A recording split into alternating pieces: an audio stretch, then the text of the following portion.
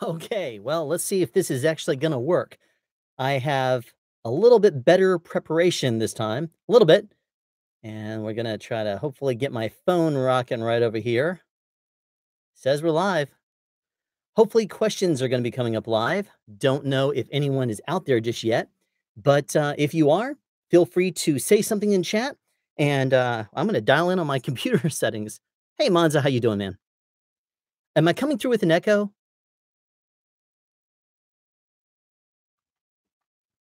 Last time I did one of these, I was echoing.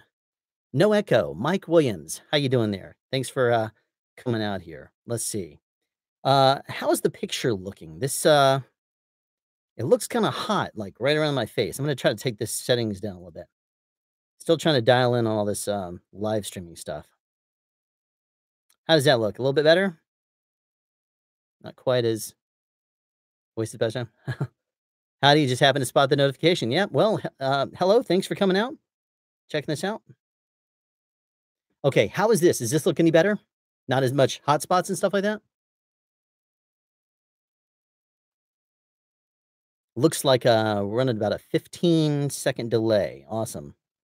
Well, what I'm doing out here today is here's what I'm looking to do. I got a few things on my agenda that I'm gonna be covering, the participation opportunity that I sent the email out a while back. I'm gonna be covering what I'm doing with that. There's a few other things I'm gonna mention also, but for right now, I thought I'd kinda give people an opportunity to come in, check things out, maybe settle in a bit. So why don't we start with some questions? Does anybody have any questions at all regarding anything that maybe I can answer? Something to do with sound, maybe something to do with, the film industry, anything like that in general. If you have any questions, go ahead and ask. I'm gonna do this for a little bit while we kinda get some people showing up, and, that way, hopefully, I'll be able to answer the questions, and that'll give us a chance to have some people in here. Wanna try to get "Hey, can't listen, it's 2 AM here." Okay, well, sound sound rolling. Thanks for coming in here, Matt. I guess you saw the, notification that I sent out through the video that I dropped when was that, yesterday or this morning? I can't remember anymore. Probably this morning because I had a lot of responses. But, I'll tell you, that video that I just got through putting out there this morning, for some strange reason, people did not like it. People just do not like that, they were not digging on that video. I've had a lot of people unsubscribe today, because of that. It's really weird to me. I'm like, "Well, you obviously do not care anything about the person that is, saying hello to everybody and doing all these videos." Hi, Hugo. Thanks for coming out here. Let's see, 50% there. Uh, how long? The long video, yes, is an hour and 10 minutes long. And I'll tell you, one second. If you're here in Atlanta, Callaway Blue is one of my 2 favorite waters. The other one is Fontis, so I'm prepared. One is out of Hamilton, Georgia, that's Callaway Blue. If you ever look up Callaway Gardens, same family. They just own, like, this natural place or whatever, and they get the water there. The other one, Fontis, they're based out of Marietta. So, if you want some good Atlanta water that is probably about as good as possible, that's what you're gonna get, is Fontis or Callaway Blue. Um, yes, the video that I released this morning, the 1 hour and 10-minute video, was a reshoot of a video that I did only a few days ago. I recorded and I said, "Let me just go ahead and do a stream of consciousness, just gonna speak and see what happens." I spoke for 2 hours and 15 minutes. I said, "There's no way in the world I can release this video." So, what I decided to do is reshoot it because I tried taking it into editing and I tried to cut it down. Just stream of consciousness, I flow from one thing into the other, and if I started cutting things out, it just started to look jumpy. I said, "It'd be better if I just reshot the whole thing." So, I reshot it, and I said, "I'm gonna try to stick to an hour as a time frame." And I did. There was about a 2-minute gap at the end. There's about a 2-minute segment at the end where I, changed things up, and you can see my shirt change, and that's because I had to I did a pretty good job covering everything I wanted to. I just forgot one piece, and that was something that I really wanted to cover. So, I did by pulling in the footage from the first live stream I did, and, And I don't know if anybody caught the Easter egg there, but if you didn't, check it out. It's pretty fun. Something I did just to see if anyone was going to be paying attention. Trying streaming with the Newreg. This is the first time. Now I tried to. I'm a few minutes late coming on board. I was going to try to come in at 9 p.m. Eastern time, but it took me a couple minutes because I wanted to dial in on my settings a little bit on my DBX286S because I found that it was the noise floor is now up a little bit higher than it was before on my computer. My old computer, my Alienware Alpha i3, that computer it just had like an almost non-existent fan. It was very, very quiet. So I could leave it on while I was recording, and I recorded a lot to a webcam. I can't do that anymore because the new computer has five fans on them. And so that, of course, does not yield itself to good sound. And being a sound channel, I want to have good sound. So I actually have to shut off the computer and use my GoPro now. So if you start to notice about maybe 5, 6, 7, something like that videos ago, the quality of everything kind of changed a little bit and the look changed just a little bit as well. I think the angle of the webcam, what is that? Oh, there's an artifact on the screen. I have a monitor set there. I'm like, what is that? Um, the um, I just totally derailed my thought here. But the whatever I was saying. If it was important, y'all remind me. Um, sorry, squirrel. Huh? Okay, changing thoughts. Oh yeah, streaming with the Newreg. That might have been something that I was talking about. Let's hope, because I'm about to answer it. The new computer, though, I changed up my look a little bit when I had to, basically out of necessity. So my noise floor is even lower now than it was before. In the past, I've even held up my SPL meter, and you've seen that my recording environment here is around 30.5 to 32 decibels. That's really quiet. And now that the Alienware Alpha and all my computer and everything is now shut down when I record, it's even quieter. It is like dead quiet. I brought up the SPL meter and it's basically bottomed out at 30 dB. So you can't hear anything below that. It's really awesome. I really appreciate that tremendously. It's quite awesome. Where is this thing going? Hold on one second. Sorry. I just suddenly thought about this. And since I'm also recording this live, I'm recording this via my computer. So, yay, new computer. I suddenly remembered that I did not turn the focus of the webcam to where it should be. Now it is. So, unfortunately, Matt, I'm not going to be replaying this. It's basically you watch it live or nothing. I'm not re-airing. I did play one thing in the outtakes video I did that was also part of the look of sound speeds video I did. I played one piece from the last live stream I did from about a month or two ago, and that was an outtake that ended up being pretty funny. Trying to fight my system and make the whole thing work for me, I accidentally, I was trying to get something up there so that way it was in front of the camera and you would hopefully see me looking at the camera and I could still see the questions that were coming in because, no one wants to see me do this number the whole time and look down at the screen to see what's on, the questions and whatever. So I have my phone set up right there, which is what I'm looking at in order to really hopefully not deviate and try to look too spacey or whatever. However, when I was trying to set that up before, I tried to just kind of prop my phone up on the last live stream, and that didn't work out. It fell, and it just happened to hit the perfect button on my computer keyboard, and it shut down the stream. So if you were watching it live, all of a sudden the screen went black, and it showed the word Google up at the top. That was the only thing that you saw. And so if you go back and watch the outtakes, you'll see that little piece pop in there. Because I was telling a story about Jennifer Love Hewitt, and all of a sudden the whole thing went belly up. So it was crazy. Okay, let me scroll up here for a second. Let me see. Okay, well, thanks for liking the video. It's a long video. I liked it. Thought it was good. From what I could see, I have to finish later. Scroll, yeah. Okay, getting a significant delay in the sound. Heads up. Oh, no. Okay, anybody else? Lots of crackling. Sound like bandwidth choke with it. I don't like that. Getting a delay. Okay. Man. Internet drives me nuts. Internet drives me nuts, man. It's so right now, my audio and video is out of sync with my mouth. Is that correct? If it's sample rate mismatch, probably, possibly. Well, it shouldn't be because it's going out live. If it's going out live over the air, it should just be a stream with audio and video. You're not trying to match anything. It's not like it's going to start trailing off if it's the sample rate doesn't match if you're doing playback. Because if the sample rate doesn't match the recording sampling rate, you overlay that over something and you try to put it in there. If it doesn't re-sample, then it's going to start drifting. But I don't think a driver conflict issue. So hold on one second here. Real home recording. Is that something you think is here on my end? Sample rate mismatch? Let me. Okay, sync is good. That's good. No sound is popping, crackling. Sync is fine. Okay, not as much delay right now, just the crackling.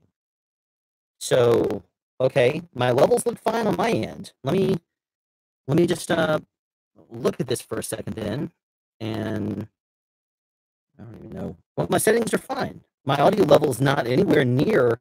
It's like not even spiking. It's not even peaking at 3 out of 6 little dots here on this YouTube thing. I don't know what to call this thing. It's not really a VU meter, so I don't even know what you would call it. Good to see you, Dan Magoo. Good to see you, but you're breaking up and pixelating off and on. I think it's improving as you go on. Well, hopefully. I understand that, but I've had the same issue lately. Okay, it's been browser tab.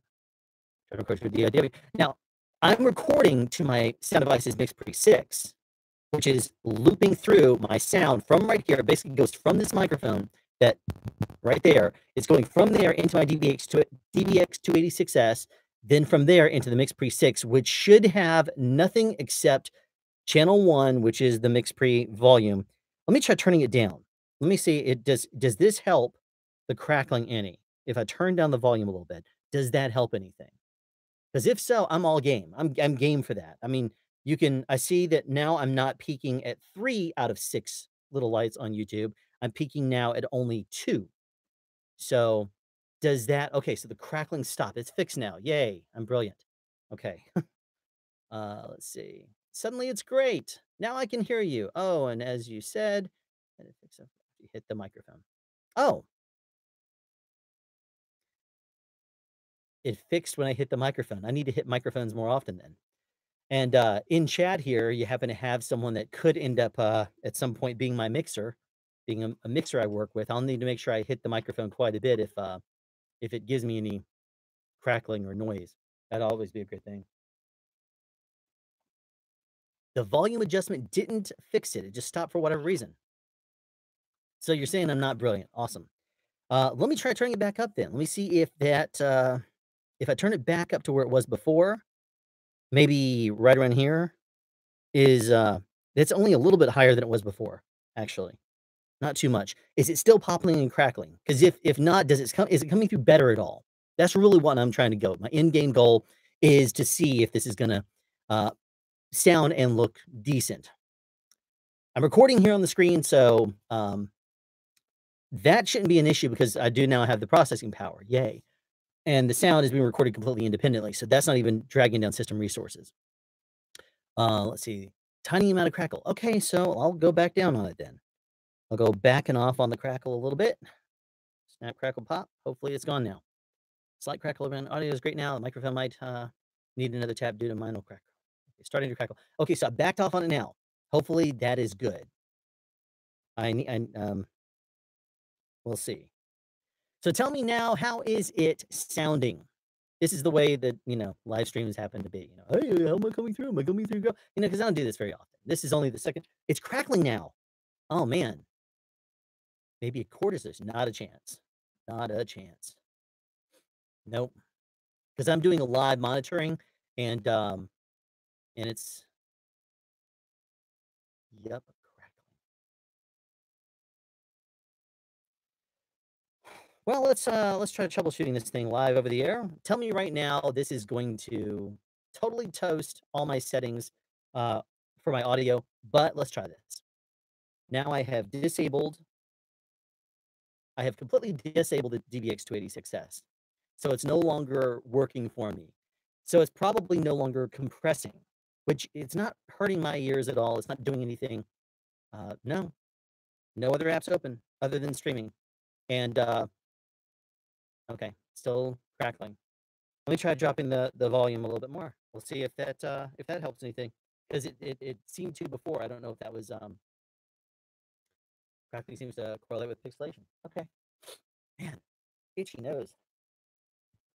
Awesome. This is wonderful entertainment for your Thursday night. So hopefully you guys are not staying up late when you should be working tomorrow or something along those lines. Let's see. Can't hear you now. Oh no. What do you use to stream? I'm just using the YouTube. I'm going to their I went to their little, press their go live thing. I'm just doing that now. You're an audio guy, but having problems like that. I hope this doesn't sound mean. I just love seeing this. It's one of those things. People always love watching the world burn. So, of course, watching an audio guy go live with an audio issue, it's got to be a lot of fun, right? So, hey, but you know what? It's great on my end. I'm recording it well. If I wanted to put this thing out live on the channel later, it could be great. It could be perfect. It would sound wonderful, and you guys would agree with me. Um, Good. I'm back to the way it normally sounds. So I'm not gonna worry about it. USB cable? No, not a chance. It's a really, really good one. Plus, I would not be able to monitor it feeding back from the computer, which I'm basically doing a uh, a live feedback from the computer, so I'm able to hear it. And there is an ever so slight delay, like probably, you know, 10 or so milliseconds. But I wouldn't, but it's not enough to really drive me nuts just yet. If I turned up a delay or something like that. So you're recording your webcam and streaming with another camera? No, no. I'm just webcam into the computer, sound into here, into DBX286, into VixPre, into computer streams. That's it. Oh, SIO is not might not be supported by YouTube. Well, what? Hmm.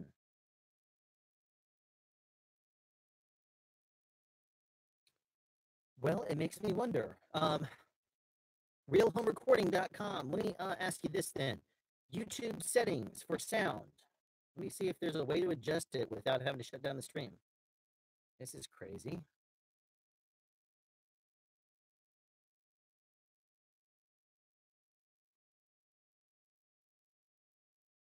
That muted the mic. Let's see if I change. Okay, this is going to be.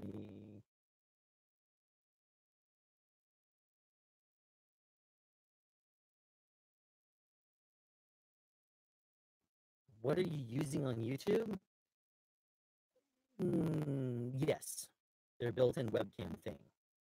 That's what I'm using.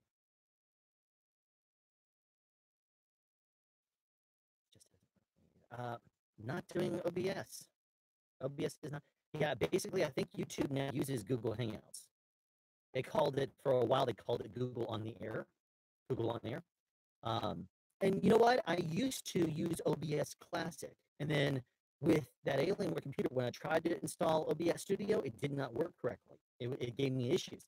That's obviously not going to be an issue with this new computer, so I probably need to revisit it at this point in time because I'd probably get better results. My bit rate should be managed by YouTube because I'm just using their streaming webcam thing.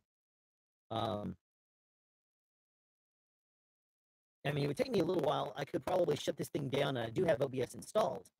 Um, and we have 12 people here right now and 11 people now. Someone disappeared. Let's see who the participants are. Okay. Okay. We do have some people here.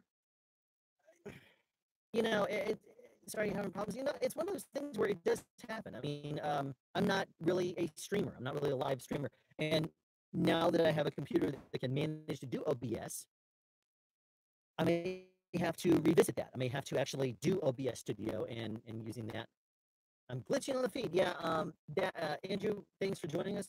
that is something that we're talking about right now. Trying to figure it out. Hey there, how's it going? Trying to figure that out. It's right before I was doing this stream, I was watching videos on YouTube and downloading them. I know it's different speed than uploading, but I was downloading with no delays. I mean, I was downloading at um, not 4K. What is the 2.7K, right? Right below that. And that was just I was doing that to verify the internet connection to see if I needed to restart it. Um, my buffer settings are whatever YouTube's defaults are. I'm not using OBS. I guess I could go ahead and set it up. It seems to be the general thing that everyone seems to be telling me I should try.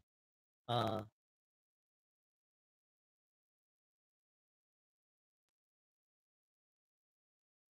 yeah,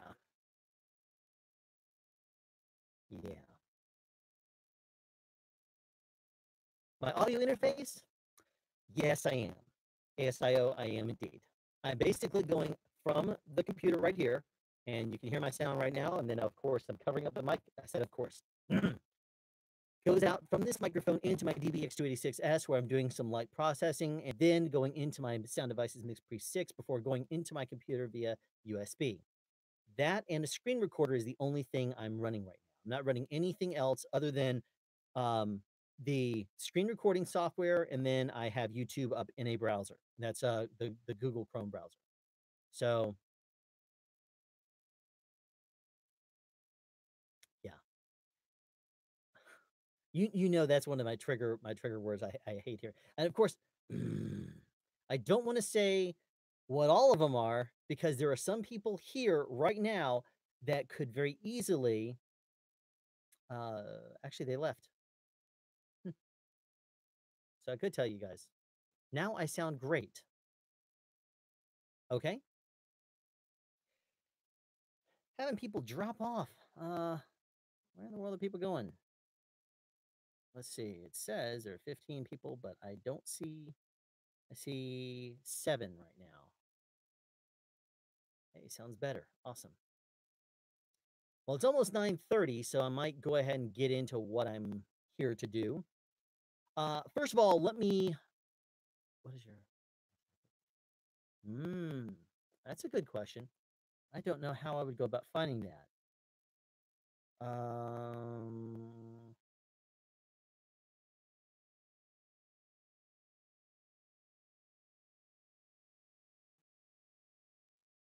Andrew, do you have any ideas where I could find that?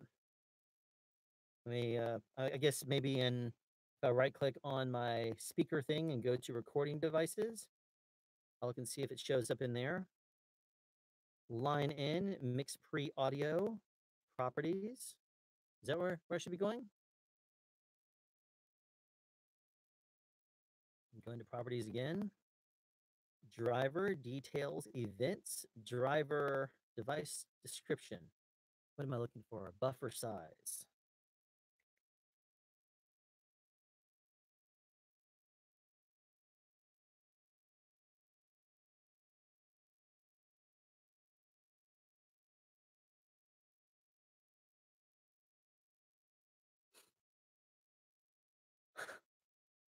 Control panel, left click on speaker. So I go left click on speaker, editing out of a few things. Left click on speaker. Okay. All right. And I'm on Windows 10 if that matters. Mix pre, there it is. That's where it says PC speaker. I might need to right click on there. You trying to find the buffer size? Yes, I am. Control panel. Okay, go to control panel then. And I'm guessing hardware and sound. Change manage audio devices, I'm guessing. And I'm back to the same screen I was just at. Recording. Line in. Can only do properties. You can't. Whatever you do, routing. Okay.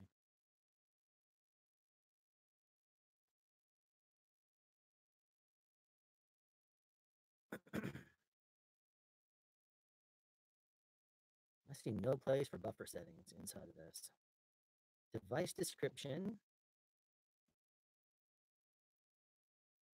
Oh, no, no, no. Oh, no, no.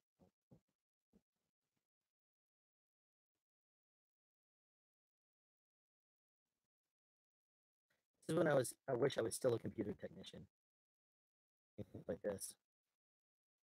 Live over the interwebs, as they say. Properties in advance. Okay. Properties advanced right here. Okay. I am at 2-channel, 24-bit, 48K.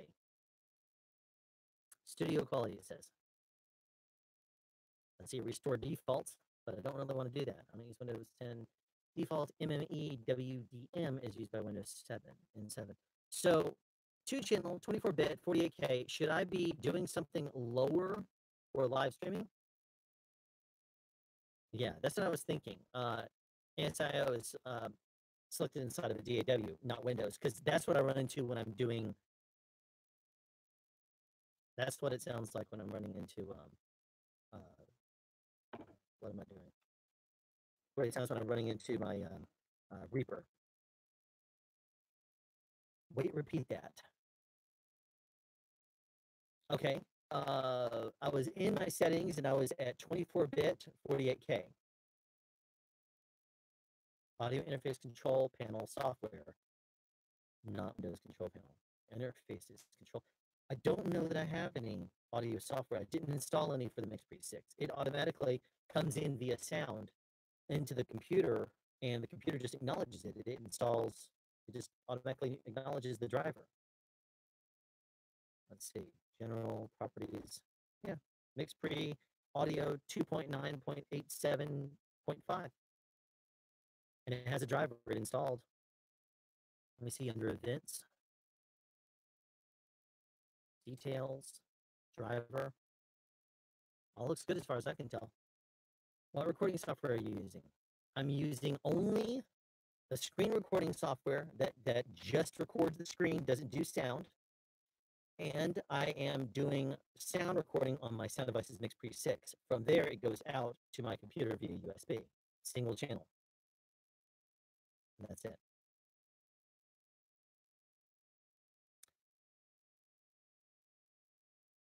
Switch 24-bit 4.44.1K. Yikes. Okay. All right then. Well, what I'll do, everybody, is I'll disappear for a couple minutes and I'll go ahead and set up OBS. I know where to go in the settings and how to set it up and everything. Uh, yeah.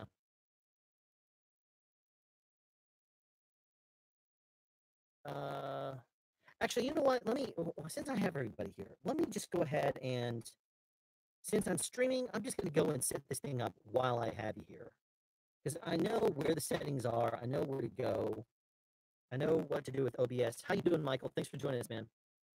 Uh,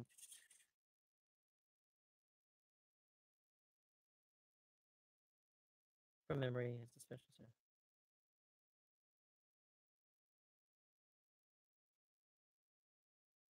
I got a new ISP though, Mr. Red.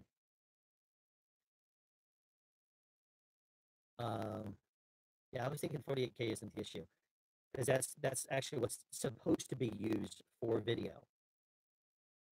OBS Studio coming up. Let's set this thing up. Live streaming, Mr. Red. I'm trying to remember. I think he told me at one point it's under. Yeah, there it is. There's my settings. Streaming settings. Okay, server URL. All right. Browser. That's craziness. Let's set this thing up. Sorry, you're looking at the top of my head right now. Good thing I'm not self-conscious, right? Okay, switch. No, not from. Should I be using streaming services or custom streaming server? I guess just streaming services is what I'm going to go by. Primary YouTube ingest server, stream key. Okay.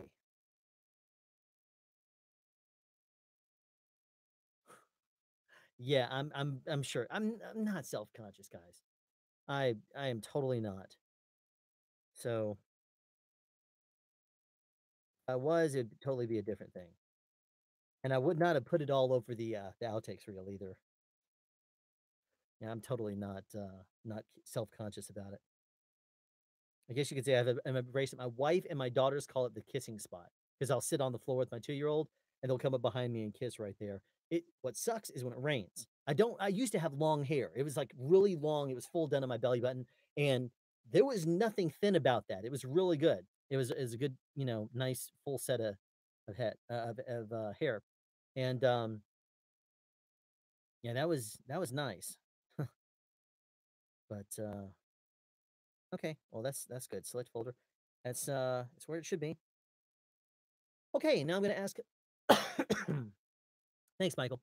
Okay, well, I'm still gonna switch over to OBS. I think OBS is gonna be the way to go for this. So,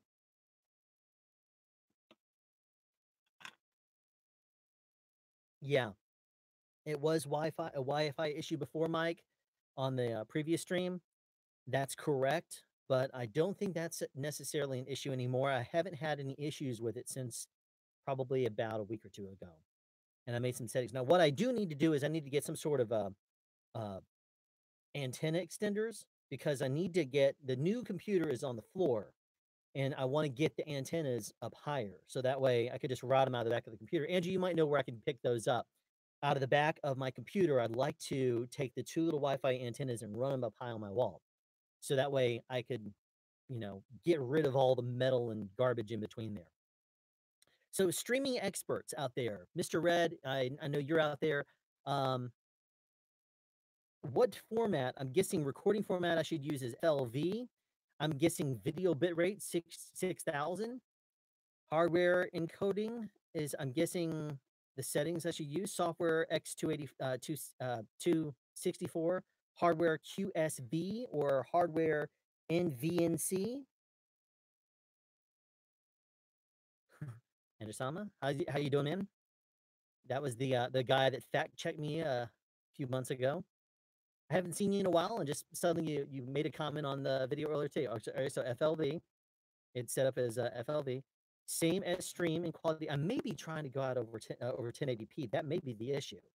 Now that I'm thinking about it, you want to record MKV. Well, I'll tell you this: FLV is what Mr. Red uses, and I've watched him for years. I'm going to default to him. I know Mr. Red personally, so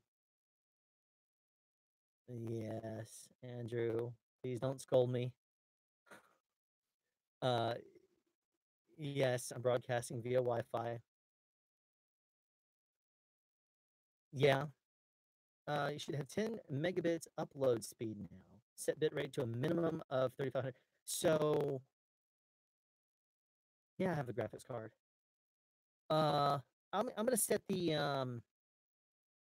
what should the all right? So video bitrate, I'll just leave it 6,000 because I've used that before. I think DVDs like have a minimum. I know, Andrew. I know.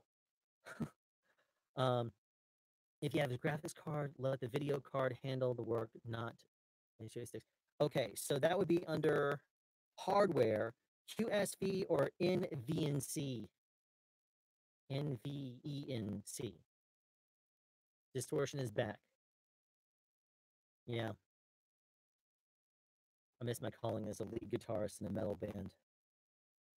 Like the Distortion Man. YouTube can at least 6,000 if you do have 10 megabits upload now. I don't have 10. I think I have closer to 4 or 5. And no one's using it right now. I mean, the okay, NVNC audio 160, that's it? That's all I need to have? Oh, that's garbage. All right, I'll take your word for it. Okay. Okay, enable advanced audio encoder settings. Hey, that's a thing I'm not gonna go to. Okay. Um, output mode is set to simple. Let me switch to advanced and yo, that changed some stuff up. I'm gonna go back to the simple. I mean, do I need to go into advanced? 4 or 5? I cap at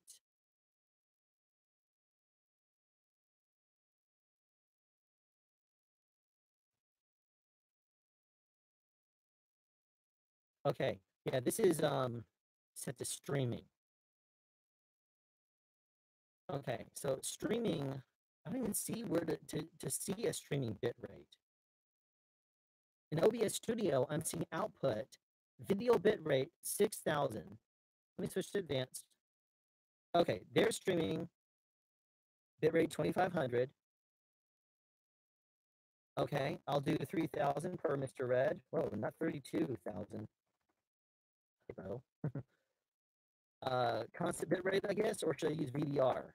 I mean, I guess it really doesn't matter here, does it? I'll go with VBR. Not ABR. VBR. Let's see, encoder. NVNC, okay.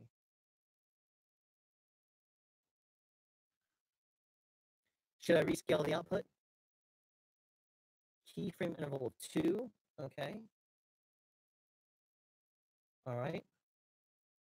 Profile main level. Hey, that's something I shouldn't touch.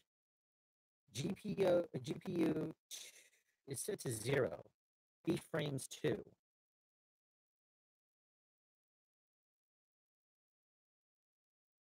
Okay, CBR then. Constant bit rate right there. And per Mr. Red, 3,000. That's for recording. No, wrong folder. Oh, come on now. Just pop it on the desktop. Let's just do that. No, no, no, no. We'll do that. I have an SSD.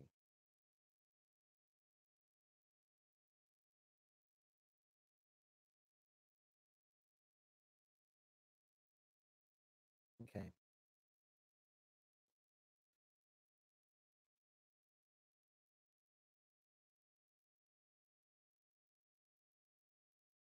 Yes, I probably should. I probably should just go Ethernet, but right now, the the router is about now. Here's one thing I am going to be doing. I am going to be doing a power line adapter. I just need to actually buy the thing, and as soon as I get that, it'll probably straighten up quite a bit. So, let's see, higher latency, straight because Wi-Fi adds header to that. Yeah. I get internet password check.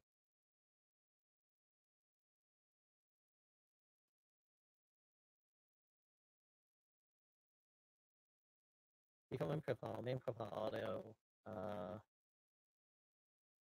No, Mr. Red. Mr. Red does not shut up. And that's per me. Let's see. Okay.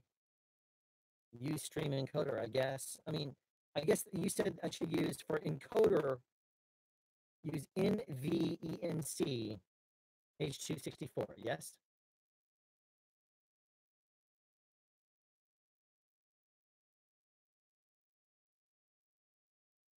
Okay. Well, I'll just set the audio bitrate then to 160, which is what it seems to be set to by default. Streaming encoder is NVENC H264. It does not on here.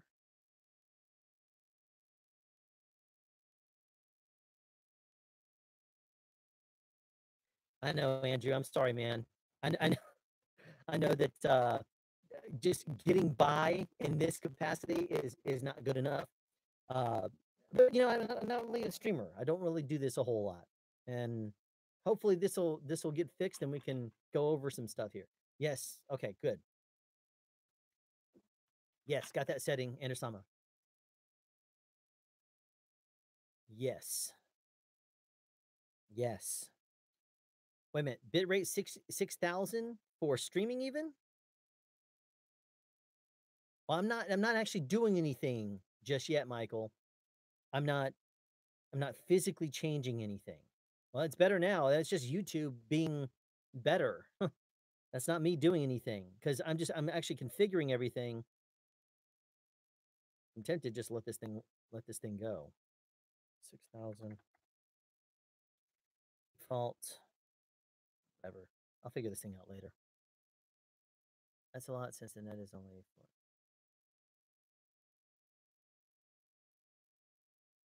Yeah, but for streaming, Mr. Red, 3,000 I could handle. I'm just trying to get it consistent. Even if it's 720, which I don't even see where do you set your settings for streaming resolution? I guess that's rescale output. Is that what it should be? If I set it not to 1080, but if I set it to uh 1152 by 720, is that even right? I may match my resolution. Yes, because my resolution for 1080p is actually 1920 by 1200. So it's matching that recording 720p. Output scaled resolution. Rescale. Yeah. So I'll do that. As for recording, hopefully it won't rescale. Okay, we'll just do that. I'm gonna just say that. Is the output. Is the output for all your outputs recording and streaming? Huh, that's a good question.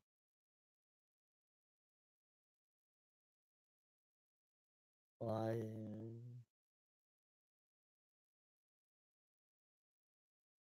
no.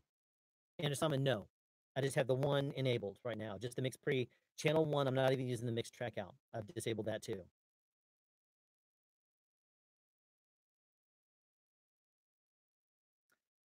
Yeah, I know.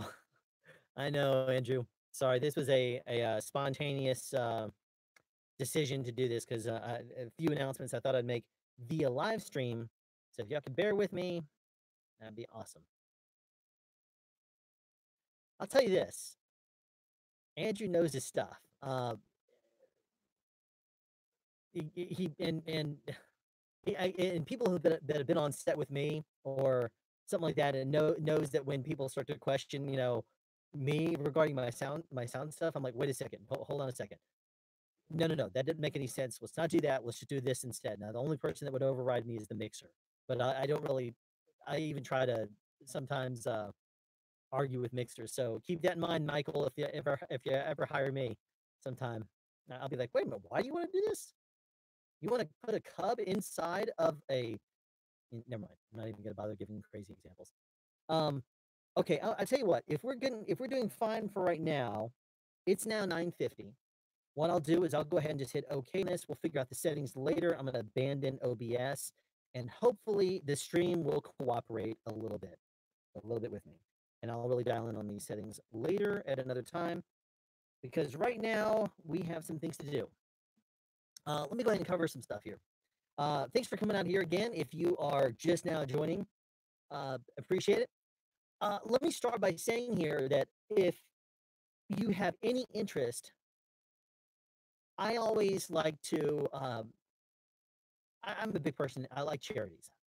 So if you are looking for a charity, I'm going to throw one out there that this could become the charity that you like. And if you have no idea what your charity is, and you ever do any kind of internet stuff, consider this one. Bikers Against Child Abuse is my favorite one. If you go online and you look up what Bikers Against Child Abuse do, they basically are a group of people. They do heavy background checks. They really make sure their participants are vetted very well. Males and females are allowed. They are a 501c3 nonprofit organization, and their whole goal out there is to, if there is someone who is like for example, it doesn't matter the gender, but if let's say because it's most common, a male is being abusive to his children, you can call Bikers Against Child Abuse, and bikers will come out and they will become a for free security force for you. They will sit outside of your house full time. If for example, and they're not going to just do this because dad beats them. What would happen is if the mom gets if the mom files a restraining order, for example, and they have court dates coming up, and the dad is being unruly, then what they can do is you can call Bikers Against Child Abuse, and what they'll do is they'll give you a security system, a security force around the clock, 24 hours a day. They'll take the child to and from school if you like. They'll be there to catch the child when they get out of school. They'll even hang out nearby the school in case there's a call or whatever else. Whatever you'd like them to do, they will go with you to court. They'll sit with you in court. There's a bunch of really cool videos on YouTube about Bikers Against Child Abuse and what they do. and it's all for free to the victims and their protectors. So if you're looking for any kind of a place to donate to, it's a 501(c)(3) nonprofit organization. So they of course can take they can take donations and use them well. It's a nonprofit. So consider them if you are looking for a charity for anything like that.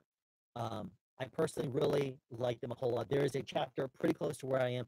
I still, one of these days, I need to go on their website, which is bacaworld.org, BACA, which is Bikers Against Child Abuse World.org. They have all the different chapters listed there. You can go to any of the nearest chapters to you and either make a donation there or you can make it to the national. I at some point I need they have a like every 2 weeks they have a meeting at a bar that's about maybe 20 or so minutes up the interstate from me, and I want to go there sometime and just say, I know you guys don't know me. I'm going to buy you guys around because I really appreciate what you guys do, and hopefully there's not going to be 300 because that would be very expensive. But that is the charity that I'm going to be supporting here for Sound Speeds, and now I've lost some people.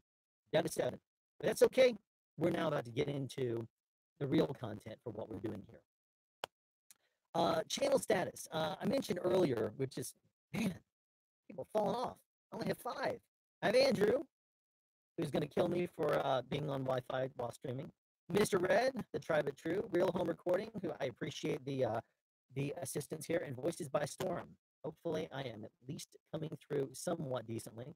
I'm watching myself back right there, so it's downloading at very low resolution, very very small thing. Yeah, I know, Andrew, I know. Sorry, man. Sorry. Okay, score more. We got you back. Steve Strong, we got you back. Good, just in time. There's more than that. Steve is here also. Okay, great. Okay, very good. Lighting looks great. Awesome. Okay, good. Hey, look at this. Yeah, sorry, your ears.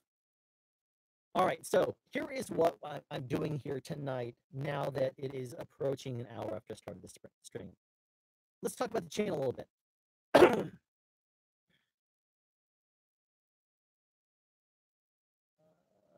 Okay. All right, let's talk about the channel a little bit. We recently hit 2 milestones, and I released a video, I think it was this morning, where I talked a little bit about those milestones, which is 1,500 subscribers, which I lost 2 today because people apparently did not like the video uploaded today, which will talk about my history a little bit. Uh, Gained no subscribers today, but lost 2. It's the first day in a long time I've lost 2 subscribers. So apparently, and they both unsubscribed very shortly after I dropped this video. One was unsubscribed within like 15 minutes, and the other one was with like 2 hours later. I was like, man, I actually contemplated taking that video down. Because I was like, man, I'm raging people, making people mad. But anyway, so let me that video was to kind of talk a little bit and answer some questions that people have asked me about how I got into this. I've received emails, I've received questions in the comments below videos. Some people have even, one person even sent me a tweet and then later removed it for whatever reason. But I was asked, certain questions like, how did I get into this? Why, why was I interested in being in film industry, and when did that whole thing start? So um, I might need to look into IP over avian carriers. That sounds like a pretty good thing for me to have my next stream on. Um, an unladen swallow might be in my future. So I think that might, you know, cause you to rage. Uh, okay, so now that we have a little bit more of a stream there, hopefully a little buffer is now playing right. The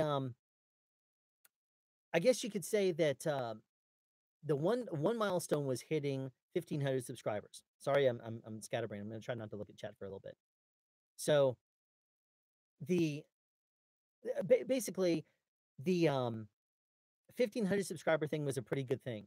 In the video I launched this morning, I talked about how Mike Delgaudio helped me basically quadruple my channel just from one quick shout out he did, and a shout out he did in a video that was probably a total of 10 minutes long. I played an excerpt of it, and I thought that was awesome. He gave me a shout out, and based on that, I gained quite a few very valuable people who routinely, and I say very valuable because they are they participate a lot. They offer a lot to the channel in the comments below. They participate, that kind of thing. Those are people that I really appreciate. Now, I'm not going to say that I don't appreciate everybody that comes here that subscribes and whatever else. That's totally different. There's a special place in I guess you could almost say my heart for the people that participate. And the reason why is because those are the people that are most eager to learn, anticipate. And those are the people that challenge me and ask me questions. And that's the kind of thing I really like. So, uh, of course, I got the bird wrong. Sorry, Andrew. Uh, but the other thing that I recently got was I recently hit another milestone, which is episode number 100. Now, episode 100, it was supposed to go live on April 13th, but if I showed you the editing timeline of that video, you would see it was nuts. All of those outtakes. Now, originally, I was going to do a video that was a studio tour of episode 100. If you have not seen, if you don't know anything about my studio and where I do my recording, then go to the Michael Wynn channel. Do a search on the internet on YouTube for Michael Wynn Sound Speeds, and you'll see Michael's video. I gave him probably around Christmas time, just after Christmas, I gave him an exclusive permission to do a studio tour. Things have changed since then. I'm no longer recording on the same thing. I'm no longer recording on the webcam anymore, except right now doing this live thing. But things have changed, and so and because of the recent video, the computer upgrade I did, which I know I shouldn't mention around Andrew, but I'm happy with it. Just so you know, um, that computer upgrade has allowed me to do some additional things that I wasn't doing before. It's given me additional streaming power. It's given me additional power in general that I'm able to do SoundSpeed's Takeover. That's right. That's the video. So go to SoundSpeed's Takeover. But the computer is a lot faster at rendering. And because I'm no longer able to use the webcam because the fans are too loud, I am now using my GoPro for the channel. And I'm going to be talking about this all in a studio tour soon. But because I had not yet dropped that video talking about the computer upgrade, then I did not want to spoil it by doing a studio tour just yet. So that's why I did the outtakes. And at the same time, I did the look of sound speeds. Now, why was it called the look of sound speeds? Because some people are like, what in the world does that mean?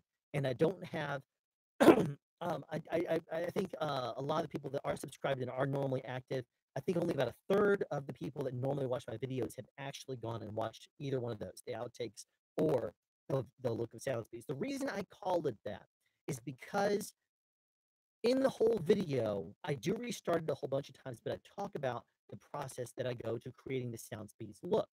I talk about what I do in the editing, how I basically don't do a lot of jump cuts because they drive me nuts. My editing background from Ascot Production Studios. If you watch my history video today, I did a lot of editing at Ascot, and I learned a lot of things there. One of the things I did do is the flash frames, which is why I started that on Sound Speeds.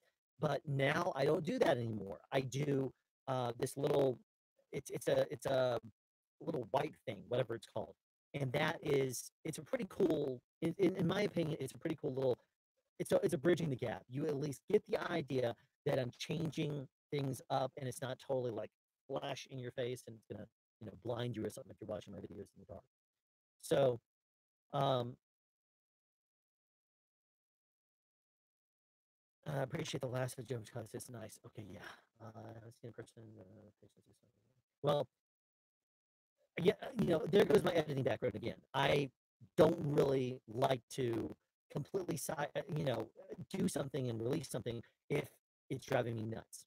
The flash frame was quick and easy. I could just grab that, pull that down from my thumbnails, and drag that over, and it was quick and easy. Now I actually have to stretch the clips a little bit, drag one over from one side, drag one over the other side, overlap them, add the transition, and then it's ready to go.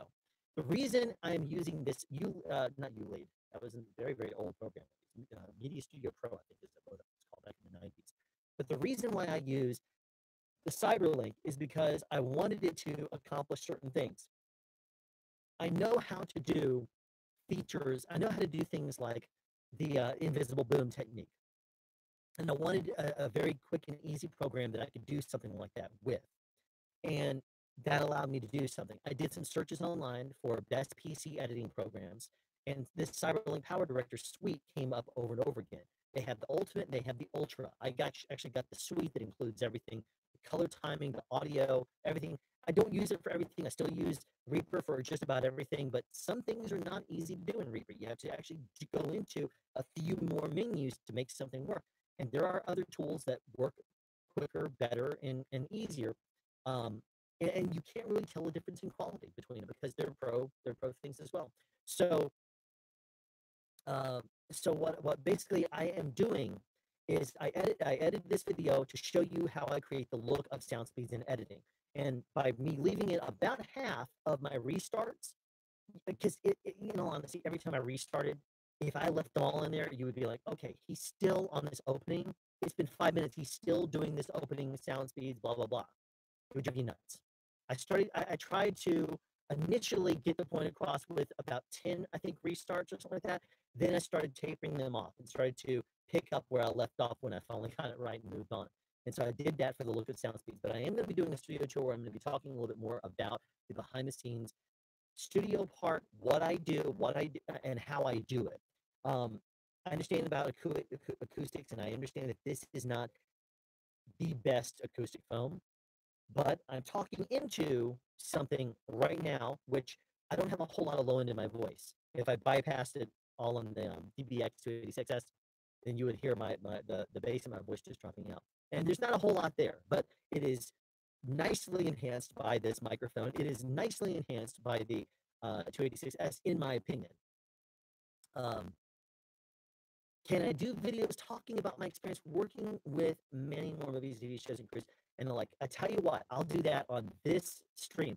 I try not to get into videos on my channel about that. I don't like doing it live stream, but I don't really want to get into it on the actual channel in my videos because, first of all, to me, I've worked on some pretty awesome shows.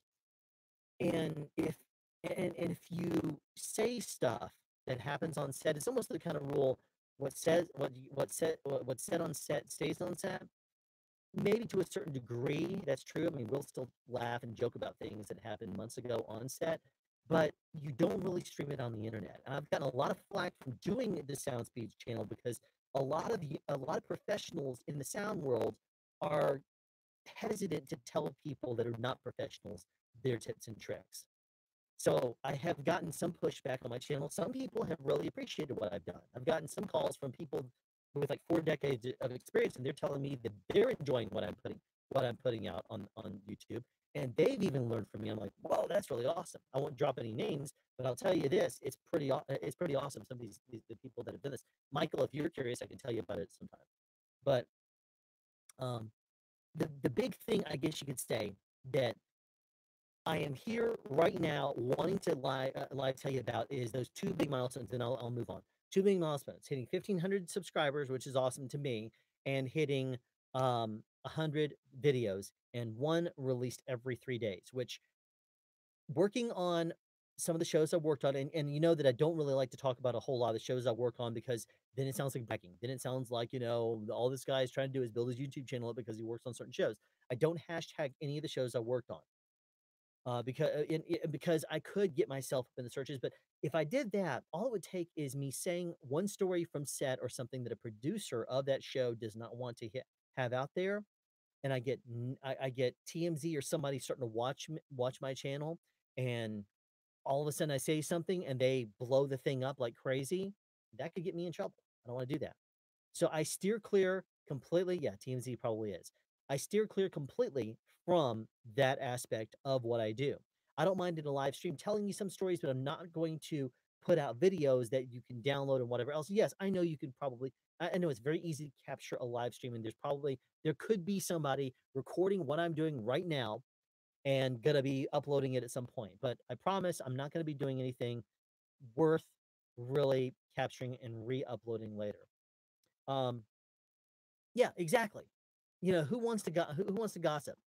Um, and that's really it. I mean, you'll go to TMZ if you want gossip, and I'd rather actually stick to sound topics. I do have the one series I'm doing right now, the Building a Better Boom Op series, and that is one that I'm doing because I've taught boom operating for a long time. There's a real need for it, especially in the indie community. So I can very easily do something, one episode every few days for that series. But then doing the whole sound advice bit also, it allows me to talk about other aspects of sound that maybe and maybe not I'm not able to do on my in my professional work life. Like recording sound of effects or recording gunshots or something like that. Those are some things that I'll get into. I'll be auditioning. I have I've already recorded. It was months and months ago, but I recorded lavalier microphone wind protection. As a matter of fact, I even have a botched episode that I tried recording about 2 weeks ago, where I used rain protection on my lav mic and I recorded a video in the shower. No, I was wearing this exact shirt, so don't go going all crazy. But I was completely drenched in the shower. I had good quality sound, but the problem that I ran into was my recorder. I didn't want to bring the Mix Pre 6 in there with me because the water was hot. I mean, I didn't want it to be cold because then I'd be like, freaking out cold in front of because I didn't know how long I was doing the recording. And I wanted to be comfortable so that way it would last and hopefully do pretty well. So I turned on warmer waters and I did bring in my Tascam DR40, which is not the best recorder. And it did okay. And when and everything was fine. It was hard line straight in there. I put it inside of a little case as well as I could. I couldn't close it up all the way, but I did as well as I possibly could. And I was monitoring this through some Ear Hero headphones, which are inner ear headphones, and I tried doing that. But as soon as I turned on the hot water, the headphones shorted out. They didn't start working until they completely dried out. And the sound was fine on the lob despite getting hit. But what ended up happening was the actual recorder shorted out from the heat, from the steam.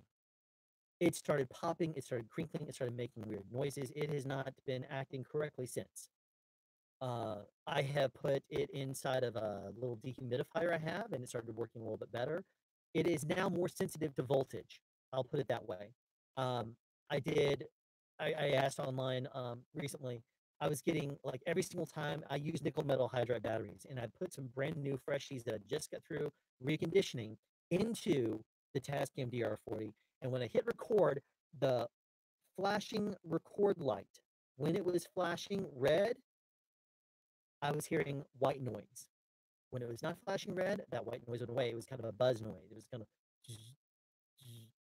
and then when I stopped that, when the screen died down in brightness, and that no longer, and I fixed that problem by basically removing it from any and all interfering sources. Then what I was running into is every time the number of my quote unquote time code is the DR40, every time that the second progressed, I heard a little bit of noise in that. And that to me was like, I can't do this. This is going to drive me nuts.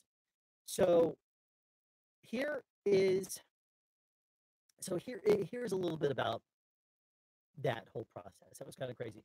That ended up my microphone shorted before I even got the whole sound speeds and I'm in the shower. Why am I in the shower? Blah blah blah. It shorted out. My audio sounds like garbage. And it's not because of the lavalier getting wet. That thing worked solid for an hour and a half until the water was cold and I was freezing. And if you guys have any interest in seeing a clip of that or something like that, I might tweet it out. And actually, you know what? I'm not going to do that because I would then have to edit it, and I don't need to waste my time on something like that. What I might do is take a picture. I might tweet out a picture. So, what is that? Twitter? Is it Sound Speeds? Sound Speeds YT? I don't know what it is. Watch the end of my videos at one point. All I know is I log into Twitter and it's there. So, Mr. Red, you could probably tell better than me what my Twitter handle is, because you at least tweet back and forth with me and you share a lot of my stuff. I appreciate it. Um, let's see how to make the panels behind me. That's These aren't really panels. I mean, these are something that these are designed for a look. I just put these on up here so that way it looks better. Watch the video that I just released this morning about the history, and you'll see a glimpse of SoundSpeed Genesis, which is me recording in the background. My eye was infected at the time. I hadn't shaved in a couple of days. I looked like a nightmare. Or as one of my grandmother's friends used to say, I look like the devil before breakfast. That was always really funny when he said that. But that was pretty accurate for me. I mean, I looked terrible. My eye had been, my contact had just irritated it, and for whatever reason, I'm like, "Oh, my eye is irritated. I'm gonna, let's do a recording and put this face on, recording." But I was never intending anybody to see it. So I did it just because I'm like, "Oh, well, why don't we just put ourselves out there and looking our absolute worst?" My eye was, red, wasn't shaved. Just I was wearing some red shirt that was, ratty and whatever. I looked terrible. Background looked terrible. If I did a channel like that, people would look at the thumbnail and say, "This guy, I don't know, how could this guy call himself a professional? He doesn't even look professional." So all I did was I went to Amazon and I bought some of those My Backup panels and I put it up back here, and that takes the curse off of it. Now this is just a board. This is just three pieces of wood that have door hinges on them, and I just open this up when I want to and close it when I need to, record. I close it and I leave it open all the time. So I just come in and out, and whatever else. And my computer chair is right over there because I move it out when I do recording. So like right now, that's the way it is. But this is just basic panel. This is just to make it look like I'm in a more professional looking background. I know how to process sound. My voice is more directional, it's more high pitched. So I direct my voice this way, and right here is Owens Corning 703. Go watch the Sound Speeds Takeover video. You'll see what I'm talking about. Michael Wynn is in this right now in this chat. He's watching this live. He could tell you it's on his channel. I gave him a tour opportunity back in December, and he did a video called Sound Speeds Takeover. Go to YouTube, do a search for Sound Speeds Takeover, and you'll see it. And it shows you a little bit about the panel. I stand pretty close to it, and I talk to it and direct my sound directly to it. I have a dense foam core next to me, and then that takes out most of my sound. It doesn't echo, it doesn't reverb. And believe me, I did multiple tests. I got this, I put it on a TV stand, mounted the panel on a TV stand and put it right behind me and listened to what it did. I clapped and I listened to how the sound reverbed around. Then I started treating the room as needed and where I needed to. That's how I came about doing it. I might actually show at some point my a rough cuts playlist for stuff you do and don't want to edit, so yeah, it's still toss out. I do have a shot of the timeline that I did before I released that video. The timeline is pretty telling. I may tweet that out as soon as we're done with this because it's pretty telling. It shows quite a lot of edits. So if you're not on my Twitter feed or something like that, watch for it. I'll tweet it out later on tonight. As soon as I hit stop, help me remember at the end of the stream somebody to tweet it out, and I will. But there's a lot of edits in there, and a lot of it. I mean, I basically just built the beep into a flash and took that, copied it, and pasted it every single place in the edit. So you're gonna see a billion of those, but every single time I had to recut the same thing back in there. I had to, not glitch the words and whatever else, but it's crazy. So I'm not gonna be doing a whole lot of those. The outtakes do take a long time to do. And in all honesty, the whole history thing, the outtakes, the look of sound speeds, those are stuff I did to answer questions that came from viewers. And as I mentioned before, I lost because of the video that I released this morning. I'm pretty much thinking it is the whole history of sound speeds and how I came to do it. I lost some subscribers over that this morning. Apparently that angered some people. They were just as triggered as Andrew about that, apparently. Um, and they went ahead and left. But who knows? They'll maybe come back as soon as I start getting back to our regular scheduled content. Which, by the way, let me go ahead and get into because I don't really need to talk about the channel status anymore. You guys watch the videos. You guys know what's going on. That's why you're here paying attention and listening. Sound Speeds YT. Thank you so much, Mr. Red. That's it right there. Check it out right there. I'll tweet out that picture later tonight. And before I get into the next segment, there's some Callaway Blue right here. The the audio, um, I should say the one of the outtakes that I did was my Fontus, which Fontus is my favorite. That water is really good. I personally like it better than Fiji water. You've ever had Fiji?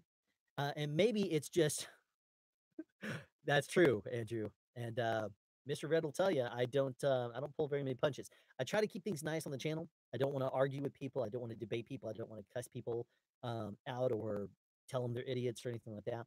I don't want my channel to be someplace where people, uh, you know, spout profanity, racial slurs, any of that kind of stuff. There's not really a purpose for that. I don't think on an educational channel. That's what I try to do is have my channel educational. Stop lying. We all know that's really okay. Coming to Wisconsin, little snowflakes everywhere right now. You know what? I would so love to. It is too warm here right now. I think it said on my car 60 degrees, but when I got in my car, it was hot on the inside. And I was like, this is driving me nuts. This is gonna kill me. It's too hot. And I say that, of course, in Atlanta, in the summer heat, it's a little bit on the humid side, nothing like India, but it's also like 100 degrees. So that will get really, really hot really, really quickly. That's where my whole cooling suit stealth look comes from. All right, so um, oh, and as a matter of fact, if I can at some point in time, if I can land another show and start building up uh, start building up a little bit. Right now, I have not been on a full-time show since the second week of January. I wrapped on the mocap unit of Avengers Infinity War, and after that, I've been day playing every now and then. So as soon as I start to build my bank account back up, one of the things I'm hoping to do at some point is to take a tour around America. I want to go around and just record some cool stuff. I want to go and visit places like Electrosonics and go talk to Gordon Moore out there and see his place. I want to see Zaxcom up there in New Jersey. I want to go and see Gotham Sound in their new location in New York. I want to go to LA and I want to see Sound Guy Solutions. And I'm probably going to try, if I can, to see and stop for meals and mingle and whatever else with people that I know on this channel, people that are have been friendly, that have been participating, and people that are actually interested in meeting me and maybe sitting down and chatting over lunch or whatever else, and going out to lunch and chit chatting and whatever else. And I'll probably years ago I took a road trip, and this was my senior year of college. I was 23 years old. Yes, no, 24 years old because I was a senior in college, and um, I explained why I was there for 6 years earlier today, or in the video. So if you want to know why I spent 6 years in college, watch the video that I just released this morning, the history. But what I did is I took two friends and we rented a car that had something like 20, 16, 12, something like that miles, a very low amount of miles. I remember it wasn't even 25 miles on the odometer. We got in the car and when we rented it, and they said, okay, so what are you planning on doing it with it for a week? And we're like, we're just going to drive around Atlanta. Just going to drive around Atlanta. Yeah, we're just going to go some places, do some stuff. Okay. That's all they said. When we returned the car 6 days later, not even 7 days because we came back early, we lived in the car for 6 days. We started in Atlanta, we drove to New Orleans, and we spent 2 nights there. We went Bourbon Street. Then by day, we didn't sleep in a hotel. Oh no, that would be too normal.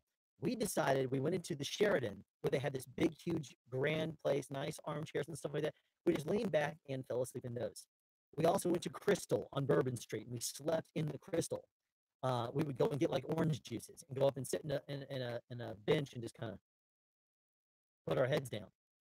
And whenever an employee would come around and check us, we'd be like, oh, sorry, go back to drinking orange juice. And they wouldn't bother us because we bought something.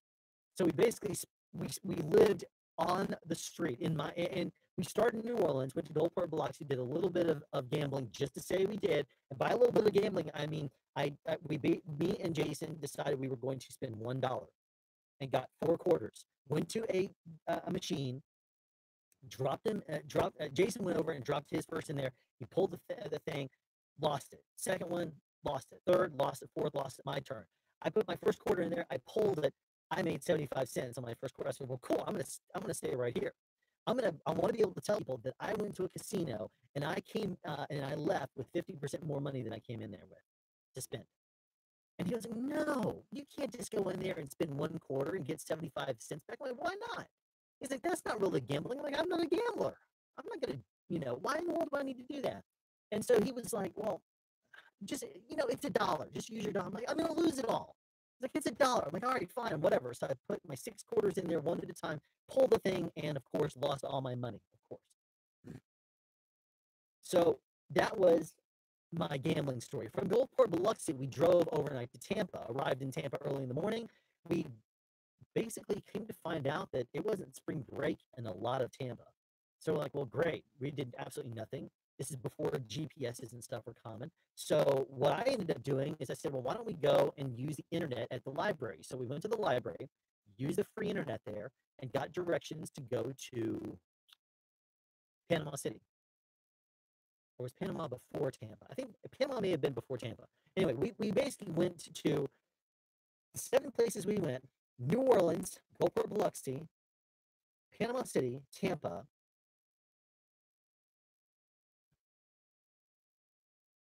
I don't think I don't think it was Orlando. It may have been. I don't remember. But I definitely remember Miami and I remember Daytona Beach because something was going on there. I remember there was the big crazy like biker fest going on at one of those, and they had a lot of craziness going on. That was a lot of fun. But anyway, that whole trip, when we got back to Atlanta, there was 3,100 miles on the odometer. And it was 6 days.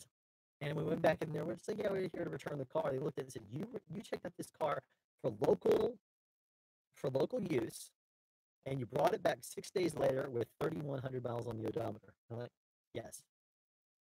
And they were like, okay, what did you do locally to come up with that?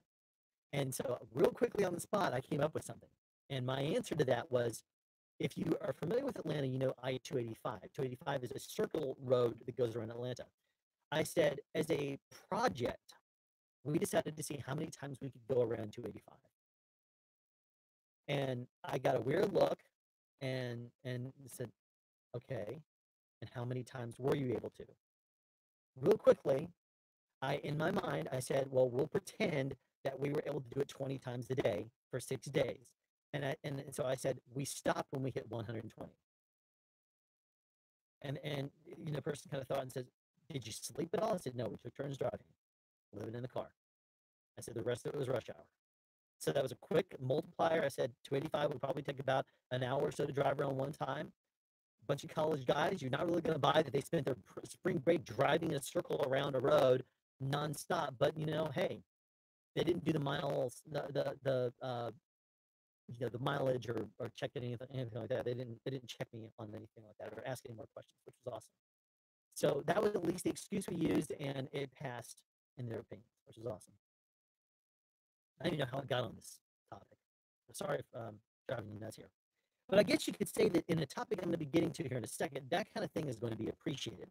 Let me go ahead and get into this Fontis water, and then I'll talk about some more channel stuff and try to stay more streamlined. There, the internet goes viral for SoundSpeed's drinking water. Geez, I don't know. It's like every 2 days, someone posts a picture of Trump drinking some water. I'm like, why do we need to like freak out over people drinking water? Mark Zuckerberg drinks water. Now, of course, SoundSpeed is drinking water. That's awesome. That's gonna be all over the internet. Remix that. Okay, so let's get into some actual news here. Drinking water live stream. Awesome. Um, some people have asked for the Ray Rayburn video. Ray Rayburn is the man who I interviewed a while back, and I talked to him about microphone measurements and frequency response recording of microphones. He is an expert in this. He does a lot with the Audio Engineering Society. The man is a complete genius when it comes down to this particular topic. He's a member of the um, AES, and just his credentials are crazy. Watch the video I did where I said it says with Ray Rayburn. It's me next to Ray Rayburn, and it says something like is frequency response. Geez, I don't even remember what is that. What is that? What was the name of that video, Mr. Red? Can you really trust the frequency response of a mic or something like that? It was what I did. That was what the video was called. It was with Ray Rayburn. I edited the whole video down to just under an hour, but the entire video interview with him was about 2.5 hours. And the man was brilliant. He does a lot of information. Now, I know 2.5 hours. It was difficult enough for you to watch 1 hour and 10 minutes earlier today. That video is one though you can just listen to it. He talks a lot about all the different things. You don't have to watch it, obviously. You could skip around if you really want to. I summarized everything in that video that I did with the interview of Ray Rayburn, but there have been people that have asked me for the entire video. So, with exception of me restarting my webcam when I hit like the 2 hour mark because I want to, can you really trust an advertised frequency response? Thank you very much. So that that video was one that people have asked to see the whole thing.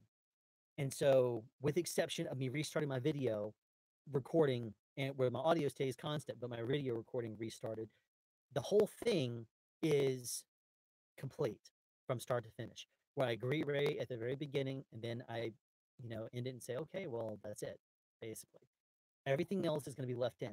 Now, there is, uh, there's a lot of information there, and I did pick and choose some of it that I put inside, but there's a lot of gems in there too. So if you happen to be doing something on your computer and just goofing off, you're doing balancing your checkbook, if you ever do that anymore, or you balance your card or whatever you do at your computer. If you want something to listen to in the background, put that on there. Ray has a lot of information. He's a very, very intelligent man. There are some things though that I was not a fan of, but it was not to do with Ray. It has to do with the Audio Engineering Society and how they test microphones. For example, let me see if there's a microphone right here. No, there's not. Okay, what I'll pretend is I'll pretend this pen is a microphone. You would think that if this was a shotgun microphone, if you were going to test this microphone, you would put it at a distance away that would match where you would use it. And if this was a side address large diaphragm condenser that I'm speaking into right here, you would think that about 4 or so inches away from the mouth is where they would test that microphone. If you're talking about a regular a hypercardioid, a cardioid microphone that's not a large diaphragm condenser or something like that, and that was a little bit farther away, like maybe it's far away 6 inches or something like that, you would think you would test that microphone from there. The AES doesn't. Every single microphone manufacturer tests their microphones in a little bit different way because there is no standard way of testing microphones. And I urge the AES to come up with a standard because they've come up with other standards. And they basically said if you want AES to approve of your standard or agree that you are testing things correctly, you will follow our methods. And therefore, manufacturers will conform and start doing it. AES, for whatever reason, is not coming up with a standard that they want to have for microphone measuring. So a few years ago, um, they went to a bunch of like 12 major manufacturers of microphones and they asked them, they basically got one of the microphones from each of these manufacturers and they put together a kit and sent it to each one of them and said, we'd like you to measure the frequency response of these microphones we sent you and give us the results. Then they went to the next one and the next company and the next company. When they did that, they came to find out that every single company was measuring microphones differently. AES puts the microphone 1 meter away when they test. They either do it in an anechoic chamber or they use a virtual anechoic chamber. And in order to create a virtual anechoic chamber, you need a big space that if you don't have all the foam and padding and stuff to completely eliminate all reflections like you do in an anechoic chamber, then what you could do is you could use software that listens for the reflections and the timing and negates those out. That's a virtual anechoic chamber, basically. So they would put the microphone, they would have to get a big enough space, and Ray even goes into the interview that I did. He says that when he recorded, he built his garage as tall as he possibly could, which was 16 feet. They would not let him go higher than 16 feet. So when he's testing microphones, he runs them up 8 feet, so that way it's perfectly centered height-wise, and he's able to be accurate down to about 50 hertz, because the bigger the space is, the better accuracy you're going to get, because it requires lower frequencies need more space in order for you to accurately measure them. So if you're in a smaller space, it's not going to, it's, not going to be as accurate as it would be if you're in a huge space. So, okay, so computers didn't have like, okay, that's totally different. I don't even know. Sorry, I'm looking at this. So if I were testing this microphone, personally, I even asked Ray, I said, why don't you guys test the microphone at the distance that makes sense for the people that are going to be using it? And he basically didn't have an answer. I didn't ask him in that particular, wording. I asked him in a different way, but he basically didn't have an answer. AES tests the microphones their own certain way. That's the reason why probably microphone manufacturers test things differently.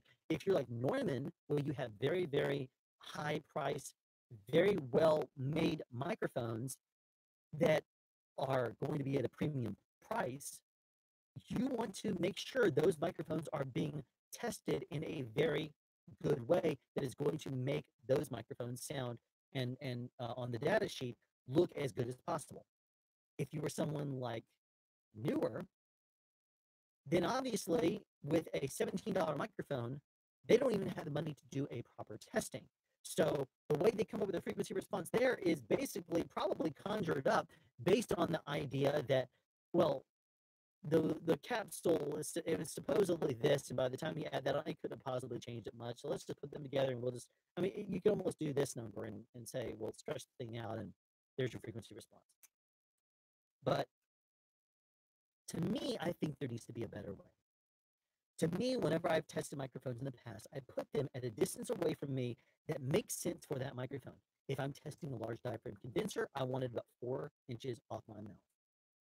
If I'm doing a regular cardioid microphone, like an end address microphone, I will put it probably about this distance away, and I'll mark that place when I test it. I don't use software. I do, but I'm probably going to very soon, and I do various different testing methods. If you look in the past, you will see the introduction to the sonic testing series that I did. And in that, I'm talking about how I basically played white noise through it, even though I know they use pink noise when they're doing their microphone testing. I did white noise because it was going to be visually easier for the layperson to visually see for the test that I was doing. Um, when I put that through there, you see that I went through and I did fine tune equalization to even that out all the way across. I tried using Sonic SonarWorks. SonarWorks requires two speakers, which they want to be spread apart at least 27 inches. And for the space that I was using for the testing, it just was not going to work with me. It was going to be too big. It was going to have too many things interfering for my liking. That wasn't going to work for me. So what I decided to do was I wanted to use white noise and I wanted it to be a single speaker. So I scrapped the whole sonic testing series. I only tested one mic with it, and that was the CAD M179. So if you want to listen to the way it sounded when I basically zeroed out the playback speaker, which was not a coaxial speaker, which is what you should have when you're measuring microphones. It was just a standard speaker. It was the JBL LSR 305. I put the white noise through it, and I brought the input in through a calibration microphone, and that was a perfectly flat calibration microphone, and I put it through my DAW, and I dialed in the equalization until it was perfectly flat with I think it was a quarter of a octave smoothing. I've been third, but it was very smooth, and that thing took forever for me to dial in. Then I marked the spot of that, and I replaced that with the CAD M179 so that the way that it sounded was straight up the microphone. And then from there, what I did is I recorded using a DPA microphone, which is completely flat. It was a DPA 4018B. I took that microphone and I recorded my voiceover. I recorded a few others, and then Mike Delgadio loaned voiceover for it also, which I think he used the 416. So based on that, I dropped a little bit of the I used his proximity effect version, and I dropped the bass out of it a little bit, so that way it would even out a little bit better, and I could really dial in on the settings. I did the same thing with my voice, which I recorded with a CAD Ecotech E100, not the E100S.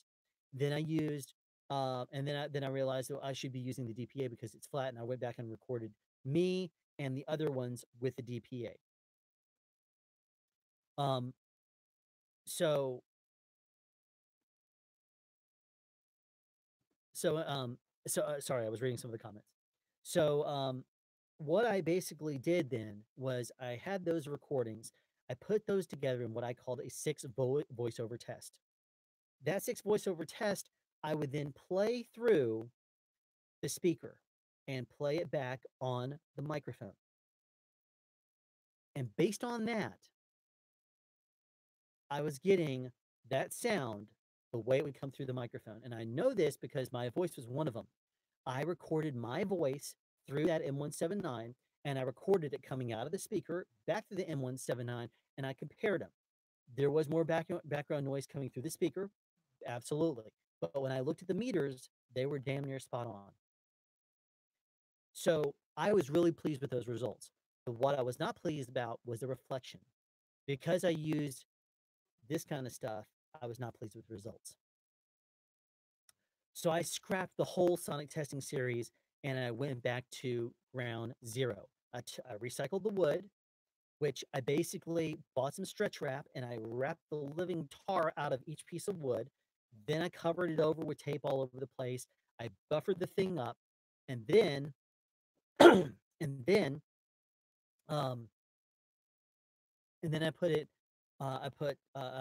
stapled Owens Corning 703 to those boards.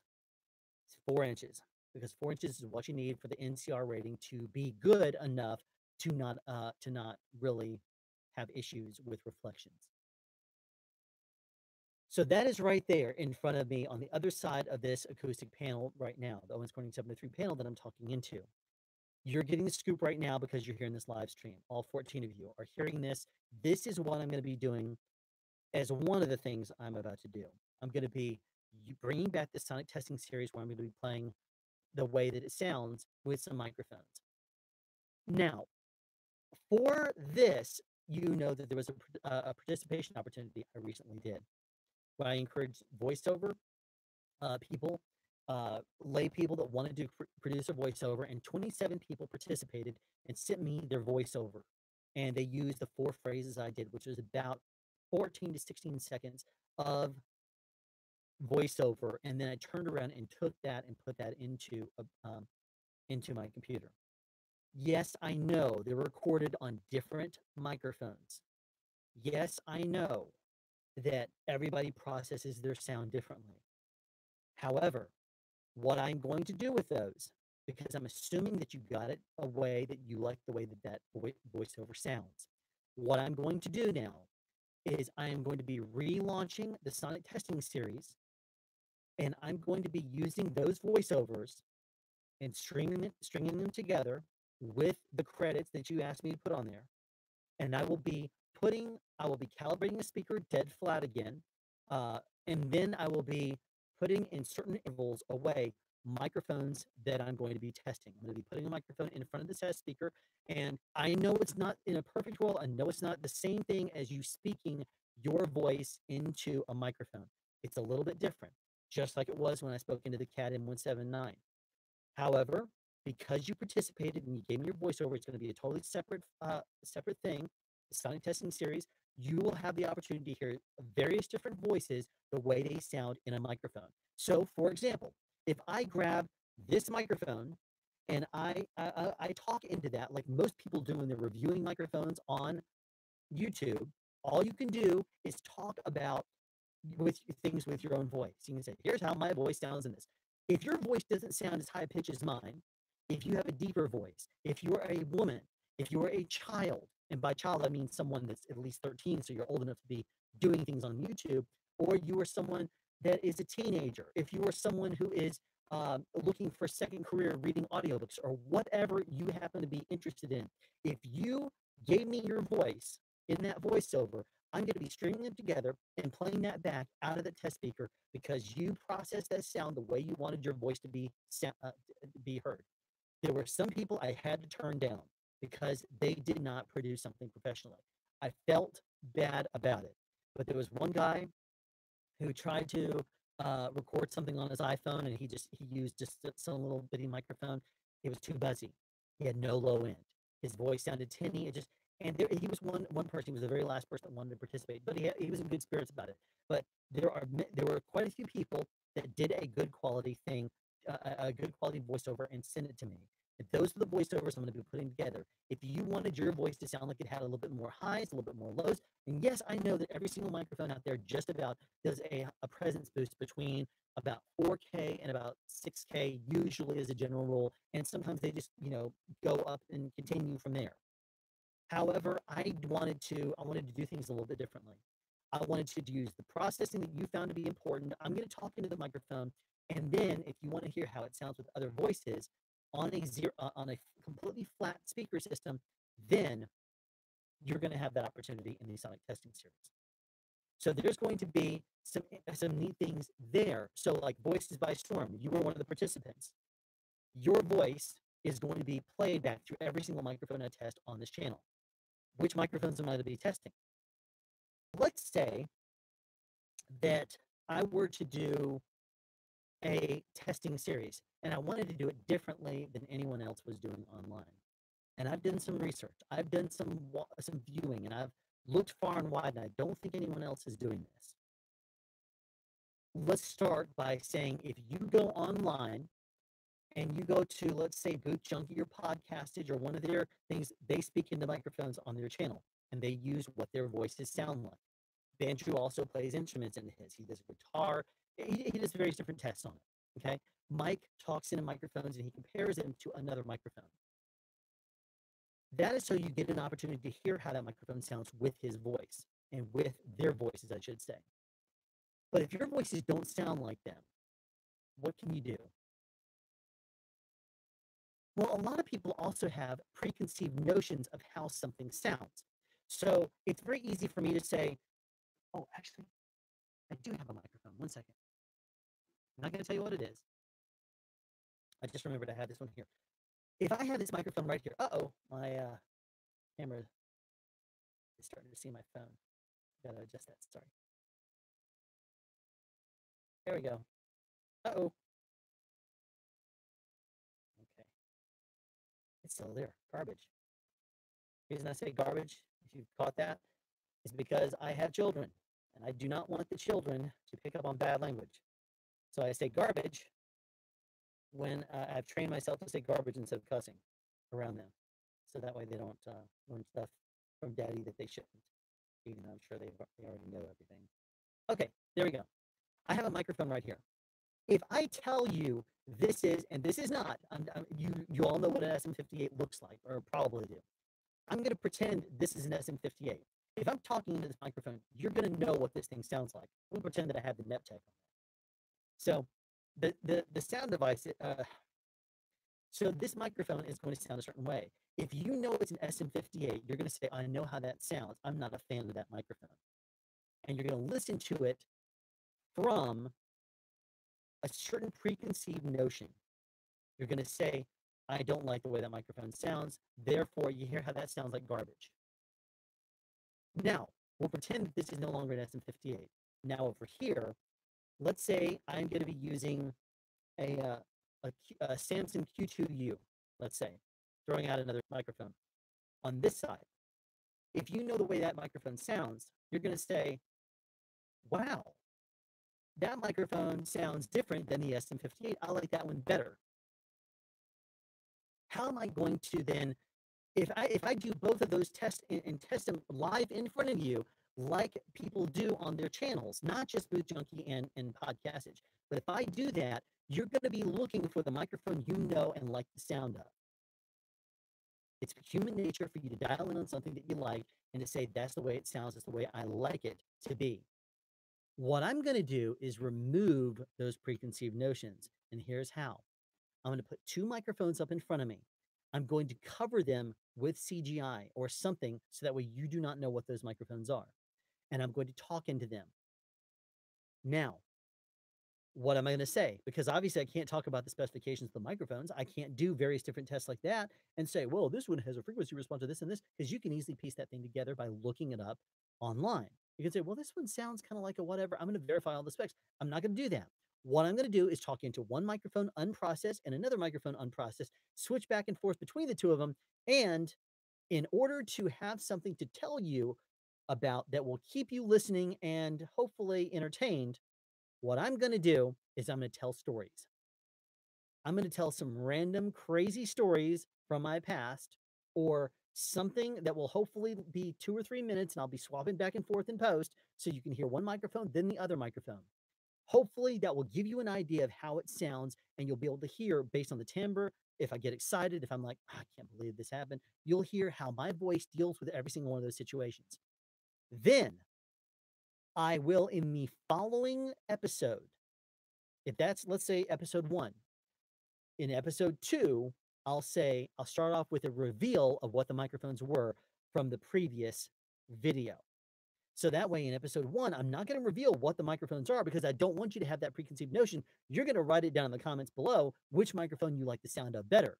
And if you end up picking a microphone that sounds different than the person next to you, they're gonna say, uh, yeah, and I understand that, Andrew, about, vamping, but the reason why I'm gonna do stories because it's at least something I can tell that's fun, that when sometime way in the future, I'm no longer walking this earth, my children decide they want to watch some videos of their dad and sound speed stuff, believe me, does not appeal to them at all.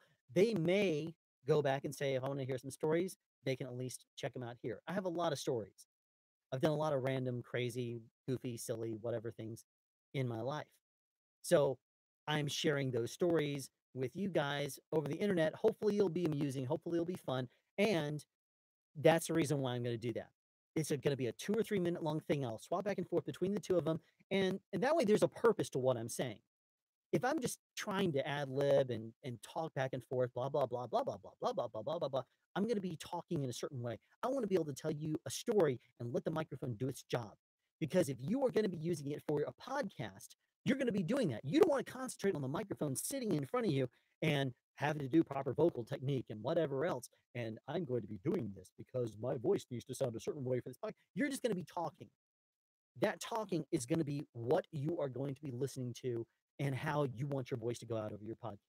If you are doing recording or shoutcasting, or you're doing anything through Zencaster, you do interviews with people for your church, whatever you happen to be doing, if you want to know the way that microphone sounds, the best way to do it is to hear a microphone in its natural environment and natural setting without not when you're performing, without performance. That's what I'm gonna be doing on the new series, which is going to be I haven't come up with the name of it yet, and I'm gonna throw it out there to you guys. It's gonna be something along the lines of blind microphone reviews. That sounds lame, I know, but it could be descriptive, and that might be enough to do on the channel.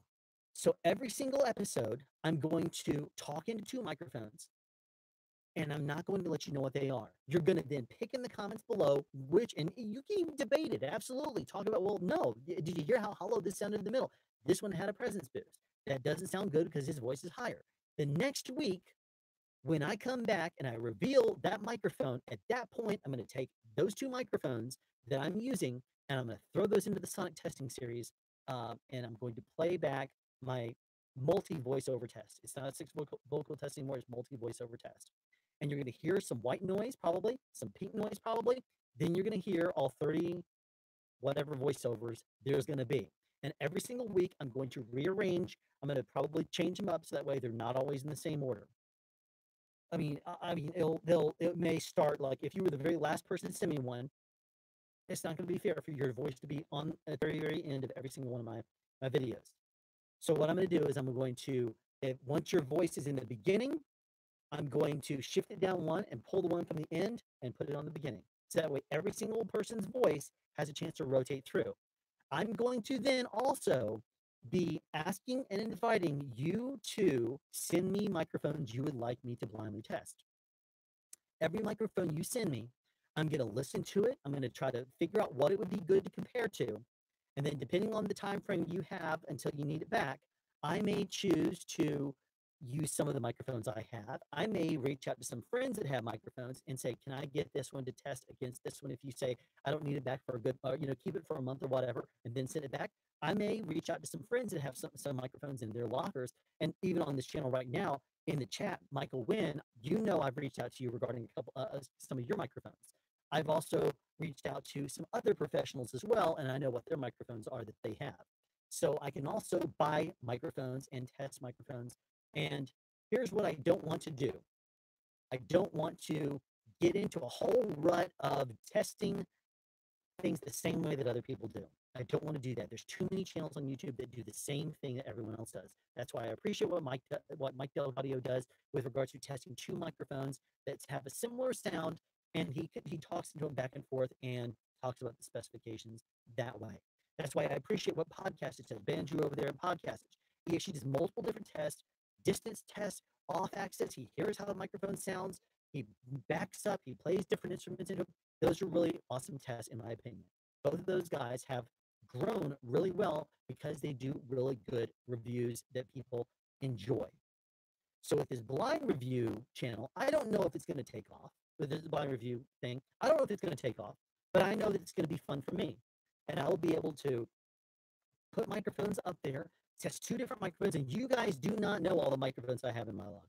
You've seen some of them on the channel, like the five, the three, but it turned into five videos that I did on can you EQ a bad mic to sound good?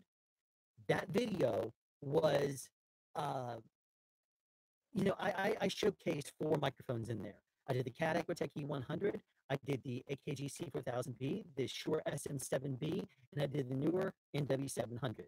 And I compared those four microphones. You've seen me talk about the DPA microphones. You do not know all the microphones I have. As a matter of fact, I don't think you've seen half of them. And if I add in the stuff that some of my friends have, you certainly haven't seen, what I can get my hands on. So if you have any microphones that you would like me to put into the channel, tell me a time frame, how often, how long you'd like me to have them, and I will test them in the same way. But I recommend before you just reach out to me and start, saying, oh, by the way, here, take this and this and this. Watch how the series goes. Tell me your thoughts because I am going to be dialing in on this. I've thought about this for probably a month and a half, and I really think this is something that's going to be fun. I think it's going to be educational, informative, because people that do not know what mic 1 and mic 2 are going to be, they're going to be comparing those and saying, wait a second, no, mic 1 sounds better than mic 2. And the other person says, no, the noise floor is too high. Another person says, well, ignore the noise floor, you process that out. What about the low end? It had low end, the other one didn't. You're going to be talking about that, debating it. And hopefully, when I reveal the two microphones, you're not going to say, I picked that one? Are you kidding me? Because that's the whole idea here. That there may be a microphone you've been trashing for years, and you think it sounds terrible. But when you hear it blind, is that your preconceived notion that you just have a negative mind for that microphone because it's what your ex-girlfriend used on, when she was saying, and you just have a negative connotation of that microphone because you hated watching her sing into it in your mind after y'all broke up? Something like that. If you get rid of the preconceived notion of how a microphone sounds and you just listen to that microphone and you determine which one is going to sound better based on the actual sound of that microphone, that I think is what we need to do. That's what I'm going to be doing in this blind review. So again, if you have any ideas of what you would like to call this channel, what you would like to hear or what you would like to see this channel called, blast them out there in the chat right now. I'd be happy to see them, and I can we can see if we can right here during this live stream we can find a name. So here you go, drinking some water again. I'm going to do this differently. I'm going to do this blind. Tricky internet. Okay, so here we go. The last thing I really wanted to cover in this. Well, actually, no, there's two more things. I'm going to be doing. I've not hid the fact that I live pretty far away from many of the shows I work on. Most of the shows in Atlanta that I work on are far north, are not far north. I live far north, and most of those are down south. My typical shortest commute is on average about 40 minutes. I've done a show in the past year That was an hour and a half on average, about an hour and 25 minutes if I was going a little bit over the speed limit. I could get down there if traffic worked with me in about an hour and 25 minutes every day on average. There were some times I had to go on a location that was about 2.5 hours, or not 2.5, 2 hours and 15 minutes was the longest commute I had one way for that particular show. S- let's see, just some amazing. Okay, let me look at these comments real quick. Only Helen has had, or at least had, one that's because he loaned it to Boot Junkie. Yes, that was the DPA 4018C that I loaned him. Compare contrast the sound of speed. Compare, contrast, critique of sound. You know, something shorter, guys. Something, something that shows that we're doing blind reviews. Something that, um, and not like, Ray Charles reviews mics or something. Not like that. It's got to be something along the lines of, uh, you know where I'm going with this. I mean, I've explained this. Compare, contrast, critique the sound of speed. Mike Thunderdome. You like that Mike Thunderdome, don't you? Sound differentials. Hmm. Triple C with sound speeds. Triple C. I'm still reading those comments. Now let me continue with what I was saying here. The the fun thing is that I have a long commute. In the morning, I first get up. I like alliterations too. Um, the first thing I do in the morning when I get up is, with like 2 or 3 hours of sleep, is I drive down and then I sleep. Hey, podcasters, welcome to the fun. Highlander, there can only be one. Podcastage, if you're curious as to what I'm talking about, I am doing and I actually talked to you about this, a blind microphone review thing, taking two microphones. You do not know what it is. I'm removing the preconceived notions of what those sound like to you. You're not going to know which microphone is mic one and which one is mic two. You're going to learn how it sounds through the testing that I do. Based on that, you're going to determine which one you like more, and you're going to write it in the comments below, and you're going to have a debate with other people that are going to say, I like this one better than this one. So, based on that, that is what I'm gonna be doing, and I'm looking for a name for this series. So anybody out there right now that wants to throw something out there as an idea, that is what I'm one of the things I'm here to do right now. I haven't heard anything just yet that encapsulates what I'm trying to capture here. Let me continue to the next thing though. I was talking about my commute. Now, most of the shows I work on are at least 40 minutes away.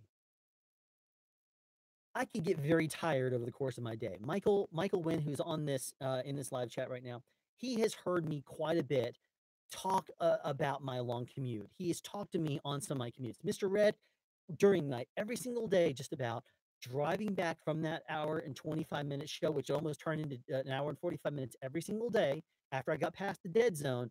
Mr. Red was one of the people that talked to me quite a bit because I like it. That's a fun one right there. Blind man talking. That's fun. I'm still looking for more. We're getting close. We're dialing it in. But Mr. Red talked to me a whole lot on my drive home to keep me awake, to keep me focused and alert. Because if my mind starts wandering on this, I'm going to drive off the road. I don't want to do that. I don't want to drive off the road. So one of the things I am doing is I'm going to be launching. I guess you could almost call it a podcast, but not really. I'm still trying to figure out the exact way of how I want to do this and the best way to do it. But I'm going to be recording myself driving home. And I'm going to launch a series on a separate channel that I have called Imp Butter, IMP, like in the little devilish looking creature, butter, like the stuff that is much better than margarine. Imp Butter, one word, is the name of a channel. I'm going to launch this. It's going to be a series that I'm going to be calling My Drive Home or something along those lines. I'm still trying to dial in on the blind casting.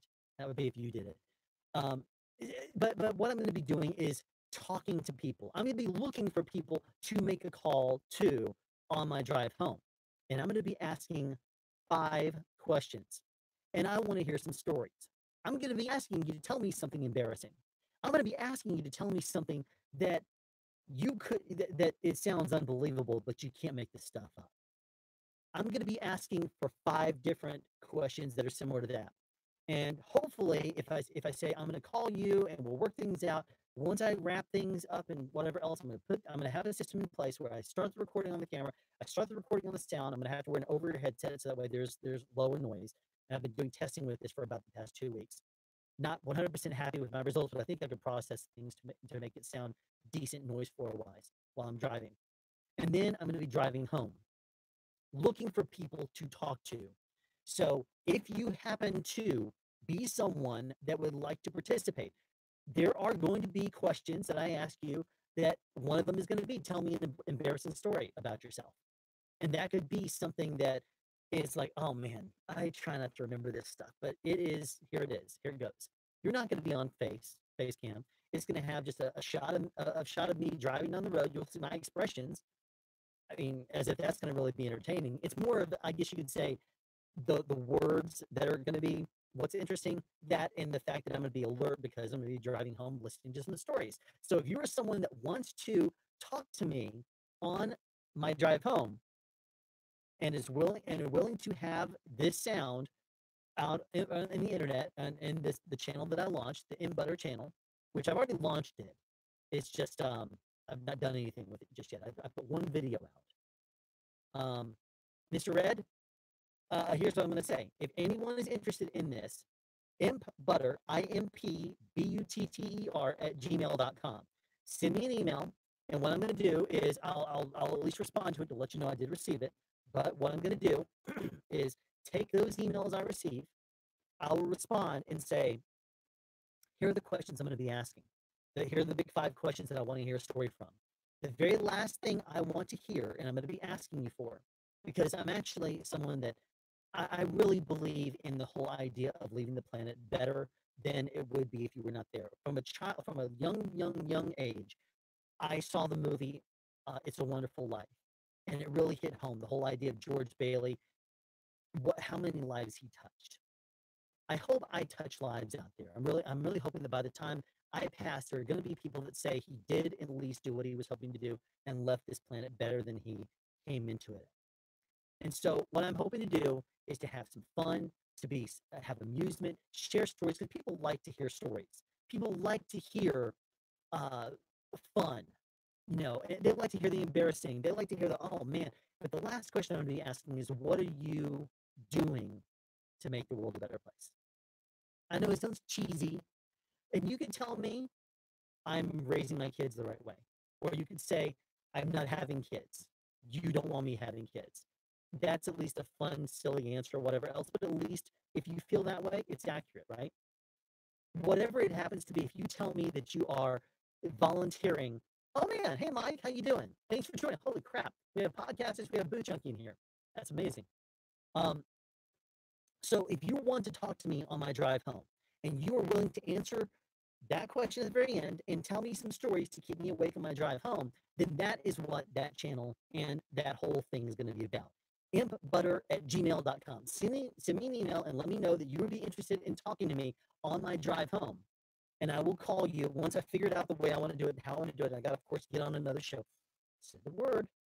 I'm going to get on another show and start building up that commute time. And I'm going to start calling people on my drive home. And hopefully, there'll be some fun on that. And you don't have to. It could just be me talking to the same 5 people or whatever else.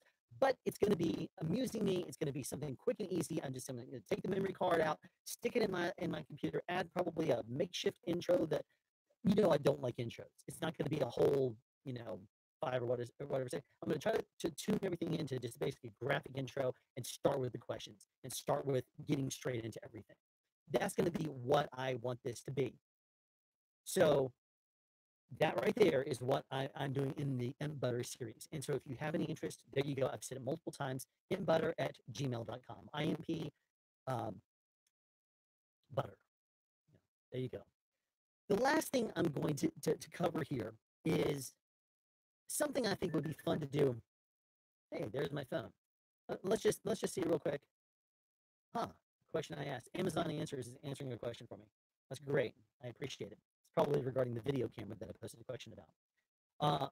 Here's something though that I'm looking to also do to have some more fun on this channel. I'm going to Don't send me an email about this just yet, but one of the things I'm going to do in the future is I'm going to come up with a game show where I'm going to be asking viewers to answer questions that are sound related and probably give something, some goofy prize or something like that. Might be something funny, might be something silly, it might be just, I might just default to an Amazon gift card or whatever. I got to figure out the details of what I want to do, but I'm probably going to grab three people and I'm going to say, take those, and I'm going to take those three people. I'm going to say, okay, here I'm going to ask the questions and go. And of course, I do, said it again, I'm going to have to dial in on the whole internet lag issue, the pops, crinkling, all that kind of stuff. I'm going to get a power line adapter, which is going to drive Andrew nuts, I know, but it's going to be hopefully something that will streamline my going out live in the live streaming. I'm not going to do this often, maybe once every blue moon, but I think it'd be fun to have many people answer some questions about sound. It's not just going to be saying, "Well, my video where I did something, you answer the question." It's not about me.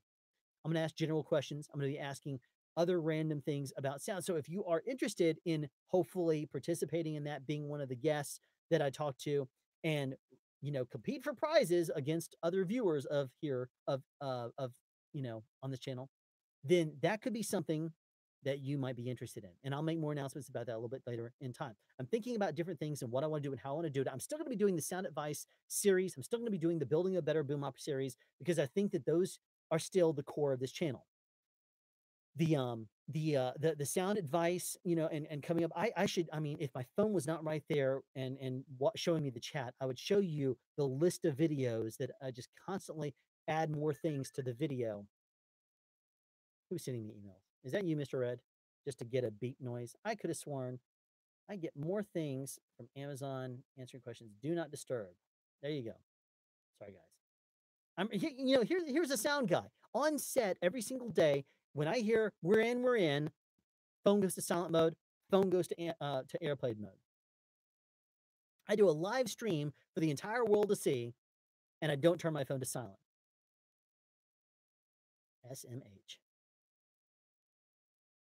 Okay, so to recap what we've talked about in this stream, we talked a little bit about me hitting the milestones of 100 videos, where I released one every 3 days. And I'm going to be dropping back to, like I said in the video I released this morning, I'm going to be dropping back to a once every 4-day schedule, because the once every 3 days, it basically would be me collapsing and trying to sleep 4 or 5 hours. And then the next night, I'm recording multiple hours, so I only sleep 2 or 3 hours. Then the next night, I would edit it and then burn the midnight oil to get the thing turned around and edited and uploaded and whatever else. And I would get, very little sleep. And then I would try to play catch up the next night. So one out of every like 3 nights is I would, catch a decent amount of sleep. And by decent, I mean like 4 or 5.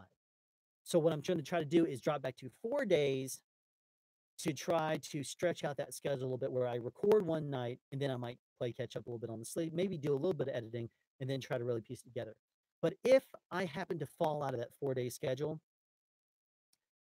uh, I'm not going to stress myself about it. I'm not going to really freak out and say, I messed up my 4-day release. That is my goal. I still want to do that. I still think it's very important to stay on a schedule that you guys can depend on here. And that's going to be my goal. That's what I'm hoping to do with the channel, is stay on every 4-day schedule. And some of these new video series that I'm going to be doing are not video series, but like, for example, the blind reviews. That's going to be something that could be fun and still putting content out there that is worthwhile and interesting that you guys can participate in. And by participate in the comments below and still write things. And as I mentioned before, once the series gets going, I will ask if you want to send me any microphones to test. I will be glad to. Just give me a time frame, how long you would like me to have it in my possession before I send it back. And that way I could really figure out what that microphone would be good to compare to. And maybe it could be something very drastic different. It could be that this is a dynamic you're sending me and I want to put it up against a condenser. But I'm not just going to do one video and then send it back. I will probably put it up against maybe do 3 different micro view things, and not just put them all at the same time. I'm going to probably, spread one out. Maybe one of them will be now, one of them might be in a month, and one of them might be 3 months from now. But I'm going to try to record, and that way you don't know what I'm using and how I'm using them and that kind of thing. And then that way I have some content in the future as well. It could fall into the thing where I do the sound advice videos like once a week, and then I do a building a better boom off once per month. It may be that the channel just the blind reviews take off. I'm gonna see how things go. I don't know how it's gonna go, and the series may flop as far as I know. I don't know if it's gonna flop. I don't know if it's gonna do well or not. What I do know is that this is something that I think the internet needs. And I'm going to see if I'm right on this hunch. I'm going to see if comparing microphones against each other in a blind or where you do not have any preconceived notions, if that's something that is worthwhile and going to be worth watching. And we'll see if it is. Again, if you missed it at the beginning, I'm going to be releasing the entire Ray Rayburn interview, which was a 2.5 hour long thing. I've received multiple requests for, I'd like to hear the entire thing. So that will be released tomorrow morning, or yes, tomorrow morning at 9 a.m. And you will have that entire thing to listen to. And if 2.5 hours is too long for you to listen to in one setting, which I certainly understand, you can, listen to it as you're balancing your checkbook, or listen to it as you're making dishes. I was about to say making dishes, making food, making dinner, mowing the lawn or whatever. You have it there if you are interested in it. And I don't expect that there's going to be a whole lot of people interested in hearing about microphone measuring, but if you are, there's a lot of stuff that I left out of that video that you saw, which was can you trust an advertised frequency response? That video. So let's see. Is it safe to assume that you already have an SM57? I have something in mind that you'd like, but I'd like to take some time for you to put it together. Okay, here's what I'll say. If there's something that you're interested in sending me for this series, I don't want to answer questions about it in the live stream. About that, the sound effect. It's rain. Wayne, that would be funny, but that would be more of an ASMR thing. And I don't ASMR. I tell you, the people who do that online, you want to start me on a rage. I found some of these ASMR channels and I listen to them, and all I hear is modulation and hiss and people doing the most dumb things in the entire world. And people are watching 2 hour videos of people crinkling up, stuff. They'll sit there and take a microphone and just go, scrape their fingernails across. I'm like, why do people enjoy that? You're completely nuts. I'm gonna have to probably do at some point a video on ASMR, but I have to first talk to someone and try to really figure out why. I have some ideas. I've done some research, but I really want to try to talk to someone and try to figure out the biological response as to why people, through auditory through your auditory stimulation, why ASMR seems to work. Because sometimes it works on certain people, sometimes it doesn't work. And I have my own hunches, and this is going to be a video that I'll investigate in the future. And I'll also say that probably part of it, as much as I hate to say it, I'm probably going to do an ASMR recording so that at least you can hear and see if it gives you any kind of a reaction. Because if you don't know what ASMR is, I think you do because you need to have another thing out there in the world you need to hate, like I do. I tell you, there, you could like it. I'm going to stop there. You could like it. It could be the thing that you enjoy doing to go to sleep. For all I know, I'm not gonna. I'm not gonna. There's a phrase that the one of the guys you heard me talk about this morning, Aaron Siegel. Aaron Siegel has told me many times, and I try to remember this. Don't yuck my num. Don't yuck my yum. Basically, if I think something is yummy, don't say it's yucky. So don't yuck my num. Don't. I can't even say it. Don't yuck my yum. So there you have it. Uh, so yeah, basically that's what's going on with regards to the channel. I have the Ray Rayburn interview dropping tomorrow morning at 9 a.m. I have the blind reviews coming up, which is going to be working hands in hand with the Sonic testing series, which I'll be relaunching with the complete box that I've designed, which is Owens Corning 703 all the way around, except for the bottom where there's a mat right there, but it sounds good in there. I'm going to be relaunching that series. I'm going to be doing the Imp Butter Drive Home series. And if you want to participate in that, then you can send me an email at impbutter@gmail.com. And I'm going to, at some point, do the game show that's going to be fun and funny and whatever else. And I can just ask some random questions and see who's going to win. So I'll probably do that in a live stream type thing. So, great, Intersama. That's awesome. Send me an email about it. I don't want to have it in a live stream because, for example, let's just say if if I say yes, I do have an SM57, or if I say no, I don't have an SM57. What if it's one of the first videos, one of the first microphones I want to put up against another one? If you know that I already have it, you might be thinking, well, is this an SM57 he's going to be using first up? I don't want that to be a preconceived notion.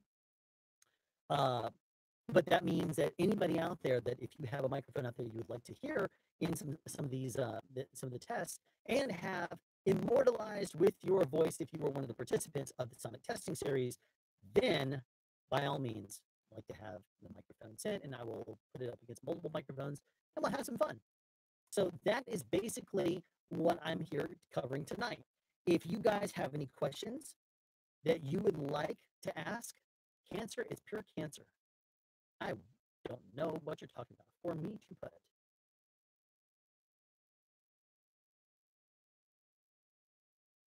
Andrew, let's talk about whatever it is that's on your mind. Send me an email about whatever's on your mind. Oh. Yes, I will agree with that. ASMR equals cancer to me as well. My ears just you want to talk about giving, my grandfather who passed a few years ago, he died at the age of 92. And he just naturally had a very mad looking sitting face. I mean, he would just kind of, I can't do it, but his face just hung a certain way. And my wife tells me that I have the same thing. She says that when I sit there at night and whatever else I'm doing on my phone or on the computer, or even when I'm doing Sudoku or whatever else, she tells me that I have the same expression. Are you happy? I'm like, yeah, I'm happy. Well, try to look happy. Well, that's something that I can imagine my face going straight to my grandfather's face when I listen to ASMR, and I'm gonna have to do something about that at some point in the future, just because it's gonna drive me crazy. So, um, let's talk about that later, Andrew. Let's talk about that later. Do I have access to an SM57? Well, geez, I know there's a place around the corner from me that has an SM57 right now for $35. If I wanted to buy it, I could. I think I have $35 in my account. I think I could buy that if I wanted to, if I don't already have one or have access to one. But let's talk. Let's talk about that. If you want to shoot me an email about that. But anyway, so does anybody have any questions about anything in general? Since you have me here, let's talk. Uh, I'll talk. Let's say we have it's 11:20 right now. Uh, let's say that I'll answer questions if you happen to have any until maybe midnight or beyond if you guys are still interested and I'm still going strong. I'm going to do my censored, drinking of my Fontis water, which just to give them an awesome plug, this company is awesome. Their water is amazing. This is the way that the cap of their water looks on the other side of the view when you're looking at it through a webcam. Isn't that fascinating? So there you go. Does anybody have any questions at all? I think somebody asked about a story. Why don't I do stories or something like that? I mentioned before that I don't really want to get into stories on my channel. I did do a very short-lived series that was called Stories from Set. I interviewed 3 people. I interviewed Whit Norris, who is a production sound mixer. He's done, the movie Game Night that's in theaters right now. He did that. Godzilla, which is coming up. He did that one. He did Fast and Furious 5, 7, and 8. Uh, you know, and I just got through working with him earlier this week on a movie called Instant Family, which is Mark Wahlberg, Octavia Spencer. Anyway, there's various different people in there, and he was one of the people I did a sound chat with. Not a sound chat with. That's that's Matt Price. Don't confuse me. He does a much better job with this than I did. I did stories from set. I also talked to Robert Maxfield, who is a boom operator and now a sound mixer. He's been a sound mixer, but I talked to him about his work on Book of Shadows, not Book of Shadows, Blair Witch 3. It was Book of Secrets, National Treasure 2, and talked about the whole scene. He spent an entire week in that flooded temple and what he ended up doing. Then I talked to Cooper Andrews, who you may know as Jerry from The Walking Dead. What you might not know about Jerry from The Walking Dead is that he started as a sound guy. He was a boom operator. As a matter of fact, the last day he ever boomed as a boom operator was with me. I called him in to do what's called an 8 and skate, where since we typically work a 12-hour day, we get a union guarantee of 8 hours. So if we bring in someone, we can say, when do we want to bring them in? If we have a really crazy, difficult scene that we think is going to take 6 or 7 hours or something like that to cover, we may need additional boom op for that. So we'll bring somebody in for what's called an 8 and skate, which means you get your 8 hours, you do that scene, and then you're done. Then you're gone. You're not going to be there all day because if the other two scenes that we're doing that day are not scenes that require two boom operators, you're not going to have. They're not going to want to be paying a boom operator time and a half or even double time just to sit back and do that number and be bored. You don't do that. Producers, penny pinch as much as they can. So as soon as they can get rid of you, they want to. So if you bring in a boom operator for an 8 and skate, you can usually do pretty well with that. Well, I was working a show called Hindsight, which is it's a pretty entertaining show. It was, I think, on VH1, if memory serves. But it's a story about a girl who, the day before she gets married for the second time, she suddenly like warped back in time into the body of herself 20 years before when she got married for the first time, the night before she got married the first time. I know it sounds like a cheesy thing or whatever, and in many ways it is, but I'll tell you, it was a fun show to work on. And it was also fun from the point of view of the soundtrack was really awesome. You want to talk about some awesome, 90s songs? They were all in there. And the soundtrack, because it was, I think, VH1 is what I believe it was. VH1 killed it with regards to the music. It was nonstop, awesome 80s or 90s stuff, and just they pounded it out. The writing I thought was pretty good for a VH1 show, and I enjoyed watching it. Now, here's one of the things you might not know about things you watch in the film industry. There's ASCAP, there's BMI, and there's CSEC. Those are the three big companies that you pay money to in royalties in order to play music out over the air. A company will, for example, if you're a DJ and you play music live on the air, your radio station needs to have contracts and agreements, and they need to pay ASCAP, BMI, and CSEC for any of the music that you put out over the air. So, uh, I don't know what that means, Undersama. Sorry. Um, but those three right there, you need to make sure you pay if you want to be legitimately playing music out in some in over the air or something like that in a professional manner. So, oh, gotcha. Um, so if you are paying those, geez, I got totally derailed. Yes, that's it. Those are them. That's exactly it. Um, you have to pay them in order to legitimately play music out over the radio or anytime you do a performance of those. Now, when you are paying them, geez, where was I going with this? Man, I totally derailed when I stopped to read chat. I need to stop reading chat. I totally got derailed in what I was saying. What am I shooting on now? Sponsor deal, please. And here I go reading chat again, which is not what I need to be doing because chat is not going to help me get back on. What was I talking about? Hive mind, help me out here. My brain is Jerry the Walking Dead. Okay. Thank you, Andrew. Jerry, Andrew Cooper, or Cooper Andrews rather. Cooper was a boom operator. And he worked with me, and this is in the very last show he did. This is it. I'm back on it now. Thank you, Andrew. He worked with me on the show called Hindsight.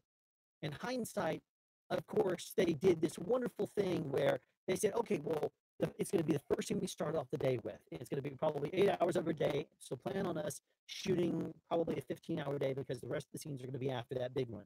Because that big one is going to take a lot of time. We brought Cooper in, and he was ready to go. Broke for lunch, still had not been doing the scene because when we walked in that day, they said, we're going to be changing the schedule around a little bit. We're going to end with that scene. We're bringing in the cast later. For that, we're going to be starting off with something different. We spent 8 hours of our day, I should say about 7 hours and 15 minutes of our day before we even got to the rehearsal of that scene. So by the time we were finally ready to shoot that scene, Cooper came to me and says, hey man, I'm out. I'm like, great. So the one scene I wanted him there for, he was not going to be. be able to be there for because he had his Satan skate and he had abandoned it. So great, great fun. Uh, he does not do boom jobs anymore. No, he stopped. That was the very last day he was a boom operator. Was with me on Hindsight. That was back 4 or 5 years ago. And after that, I think he had just got through playing yo-yo on *Halt and Catch Fire*. That was the show that was, I think, season one of *Halt and Catch Fire*. When he played yo-yo, was the show that he basically said, "All right, well, now this is going to help me launch my career. I'm no longer going to be a boom operator. I'm just going to be an actor." And so he went full time acting, and at the end of that year, he gave up boom operating. He gave it up. So when he did that, that was it. And the very last day he would have boomed and was supposed to be booming was with me. So I interviewed him for the stories from set, and that was pretty fun. Uh, and yeah, I mean it was great. He was a lot of fun. And the reason why his interview lasted longer than Witt's, because I did talk to various different when I talked to both Robert Maxfield Max and Witt, they told me multiple stories. We were talking for a good hour or so with each of them. But when it came down to Cooper, he was a boom operator. And because he had that actor's edge, he basically said, I have one story, but it kind of feeds into a whole bunch. So do you mind if I just tell it? I said, yeah, sure. And we just started talking. And I think that's the reason why the video was like 34 minutes long or something like that. It was really funny because I didn't try to lock him down for a long time. We were both working on Walking Dead at the time. And he had gone back to LA and he had something going on that night. He's like, yeah, I can't talk right now, man. I really can't talk right now. I have to like leave in 20 minutes. You would need me for more than 20 minutes, right? And I said, yeah. And he said, you know what? Let's try it. Let's see how long it takes. It took him 20 minutes to get his webcam to cooperate and his computer to cooperate. But once he got it to cooperate, it was something that we were able to record. And I said, okay, well, great. I guess we'll need to talk later. And he said, no, let's just do it. So he did the interview with me. He was willing to talk as long as I wanted to, which was awesome. Um, and so it was great. The stories from set. But after those three people, I did interview one other person, but Google Hangouts, I didn't know the right settings. I came to learn later what my settings were. I accidentally disabled the audio and video of the other person. And then he was nice enough to the following day record everything with me again for another hour. But like an idiot, I had the settings wrong again, and I did not record his picture with the thing. So it was basically me staring and listening to his story and laughing and nodding. That was really boring. That's not what I thought that needed to be at all. It needed to have him on there. I meant to get him back on there again because he was telling like for example, one of the stories he told was back in the day he actually interviewed Fidel Castro for something. And he talked about going through security for that. And then he talked about how Castro had a team of people that had an appearance that they had to maintain his image and how he looked. And they said, okay, you're allowed to lav mic him if you give it to us and tell us where you want it and how you want it to. And so he says, okay, so you're not going to let me do it. No, you cannot, you know, lav him. He says, okay, you need to do this. He told him exactly what to do and how to do it. He listened to it when it was, and he says, okay, we're done now laving him. He listened to it. He said, yes, it sounds good. Great. When the interview started, that what he didn't realize is that Fidel was not in what he was going to be wearing for the interview at the time they lav mic'd him. They put multiple coats and stuff over top of him, did his collar all up and stuff, and the microphone was that's it. Garbled mush. Sounded terrible. And so him being a bit of a hothead as a 20 something whatever else visiting Cuba, he just sprung up out of that chair and went walking right through the next door, which is where Castro and his security team was. He just goes barging right in there to let him know that I know that we just started here, but this interview is not, you don't have any sound for it. But the second he walked in there, he was grabbed by security. And luckily, someone said, no, no, no, he's the sound guy. He's working with this production because security was about to, yeah. He said later he realized how stupid of a mistake that was. Castro's security team could have probably thrown him away and locked the key, thinking that he was barging in there to do something mean or bad. to Castro. But yeah, that was one of the many stories he told, and man, they were good. And that was the story I was going to put out there and let him. And the way he told it with a lot more detail than that. And but unfortunately, I don't think that I'll continue the sound stories from set video series because as much as I appreciate it and I enjoyed it, it's very difficult for me to find time to interview people and to talk to them about everything. Um, hold on one second here. Hey Penny, let me call you back in a few minutes, okay? I'm doing a live stream. Shoot me a text. I'm doing the live stream. Sorry, can't hear her. Hopefully, she'll shoot me a text.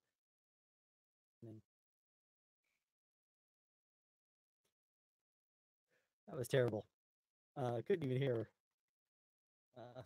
But came up there. Whoops. That's a. Here, why don't you guys look at the other side of this cat for a second? Yeah. So anyway, that was a little bit of the stories from set and why I don't do that anymore. Any other questions about anything in particular related to sound? Anything you'd like to see a video on, or anything in general? If not, we will call it, and I will try to not be in the doghouse tonight.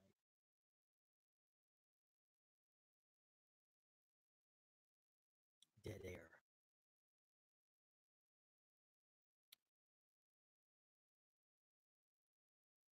Would you consider doing live shows if it saved you a bit more time? Here's the thing about going live.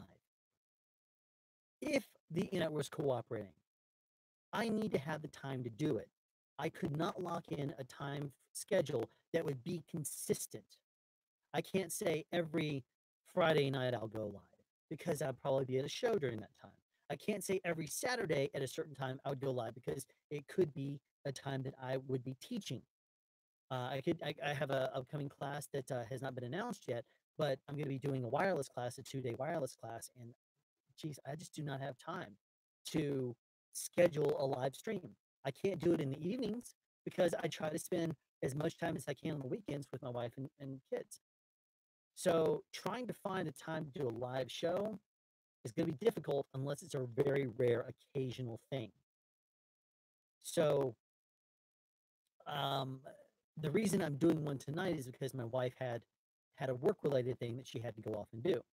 And in doing that, she's probably calling me and saying that she's on her way back right now.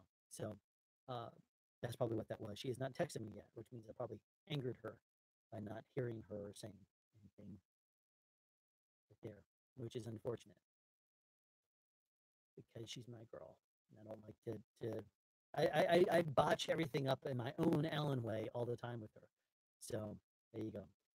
Tis is why Wi-Fi sucks. Yes. So sorry about that. Um, then I'm the only one with a frozen feed. Well, Andrew, hopefully you can at least hear me uh, as I'm talking to you guys. Anyway, so I'll be doing. You still see the feed? Awesome. I'll be doing a video to kind of streamline what we talked about here with regards to the blind review series. We'll be doing that very soon. Um, probably about the time I launch the first video of it, I'll probably release it the same day. But hopefully, I'll have a good name for the live series by then.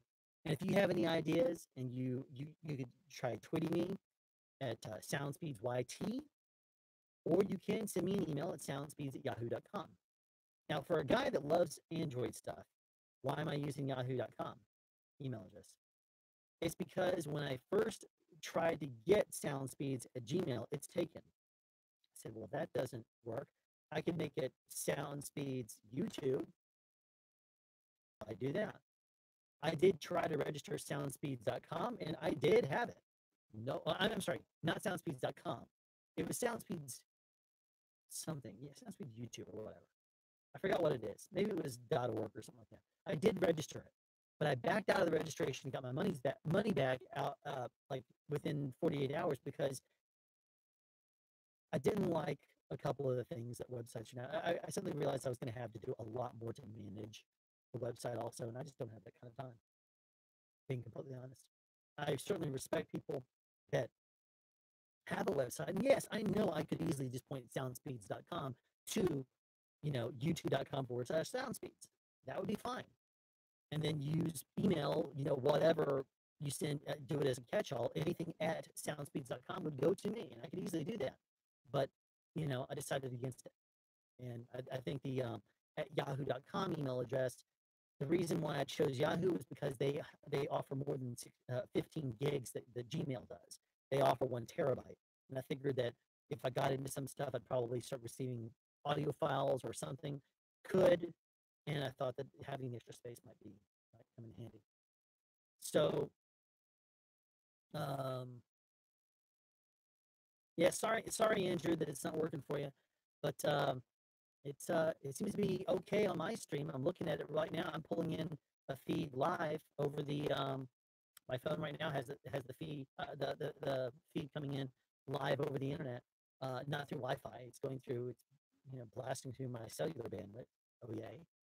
But hopefully that little bitty image, that little small, hopefully tiny little 480 screen, it's not going to be pulling too much bandwidth. But anyway, so I've covered everything I need to cover tonight, and there's no more questions. So I guess I'll end up calling it there.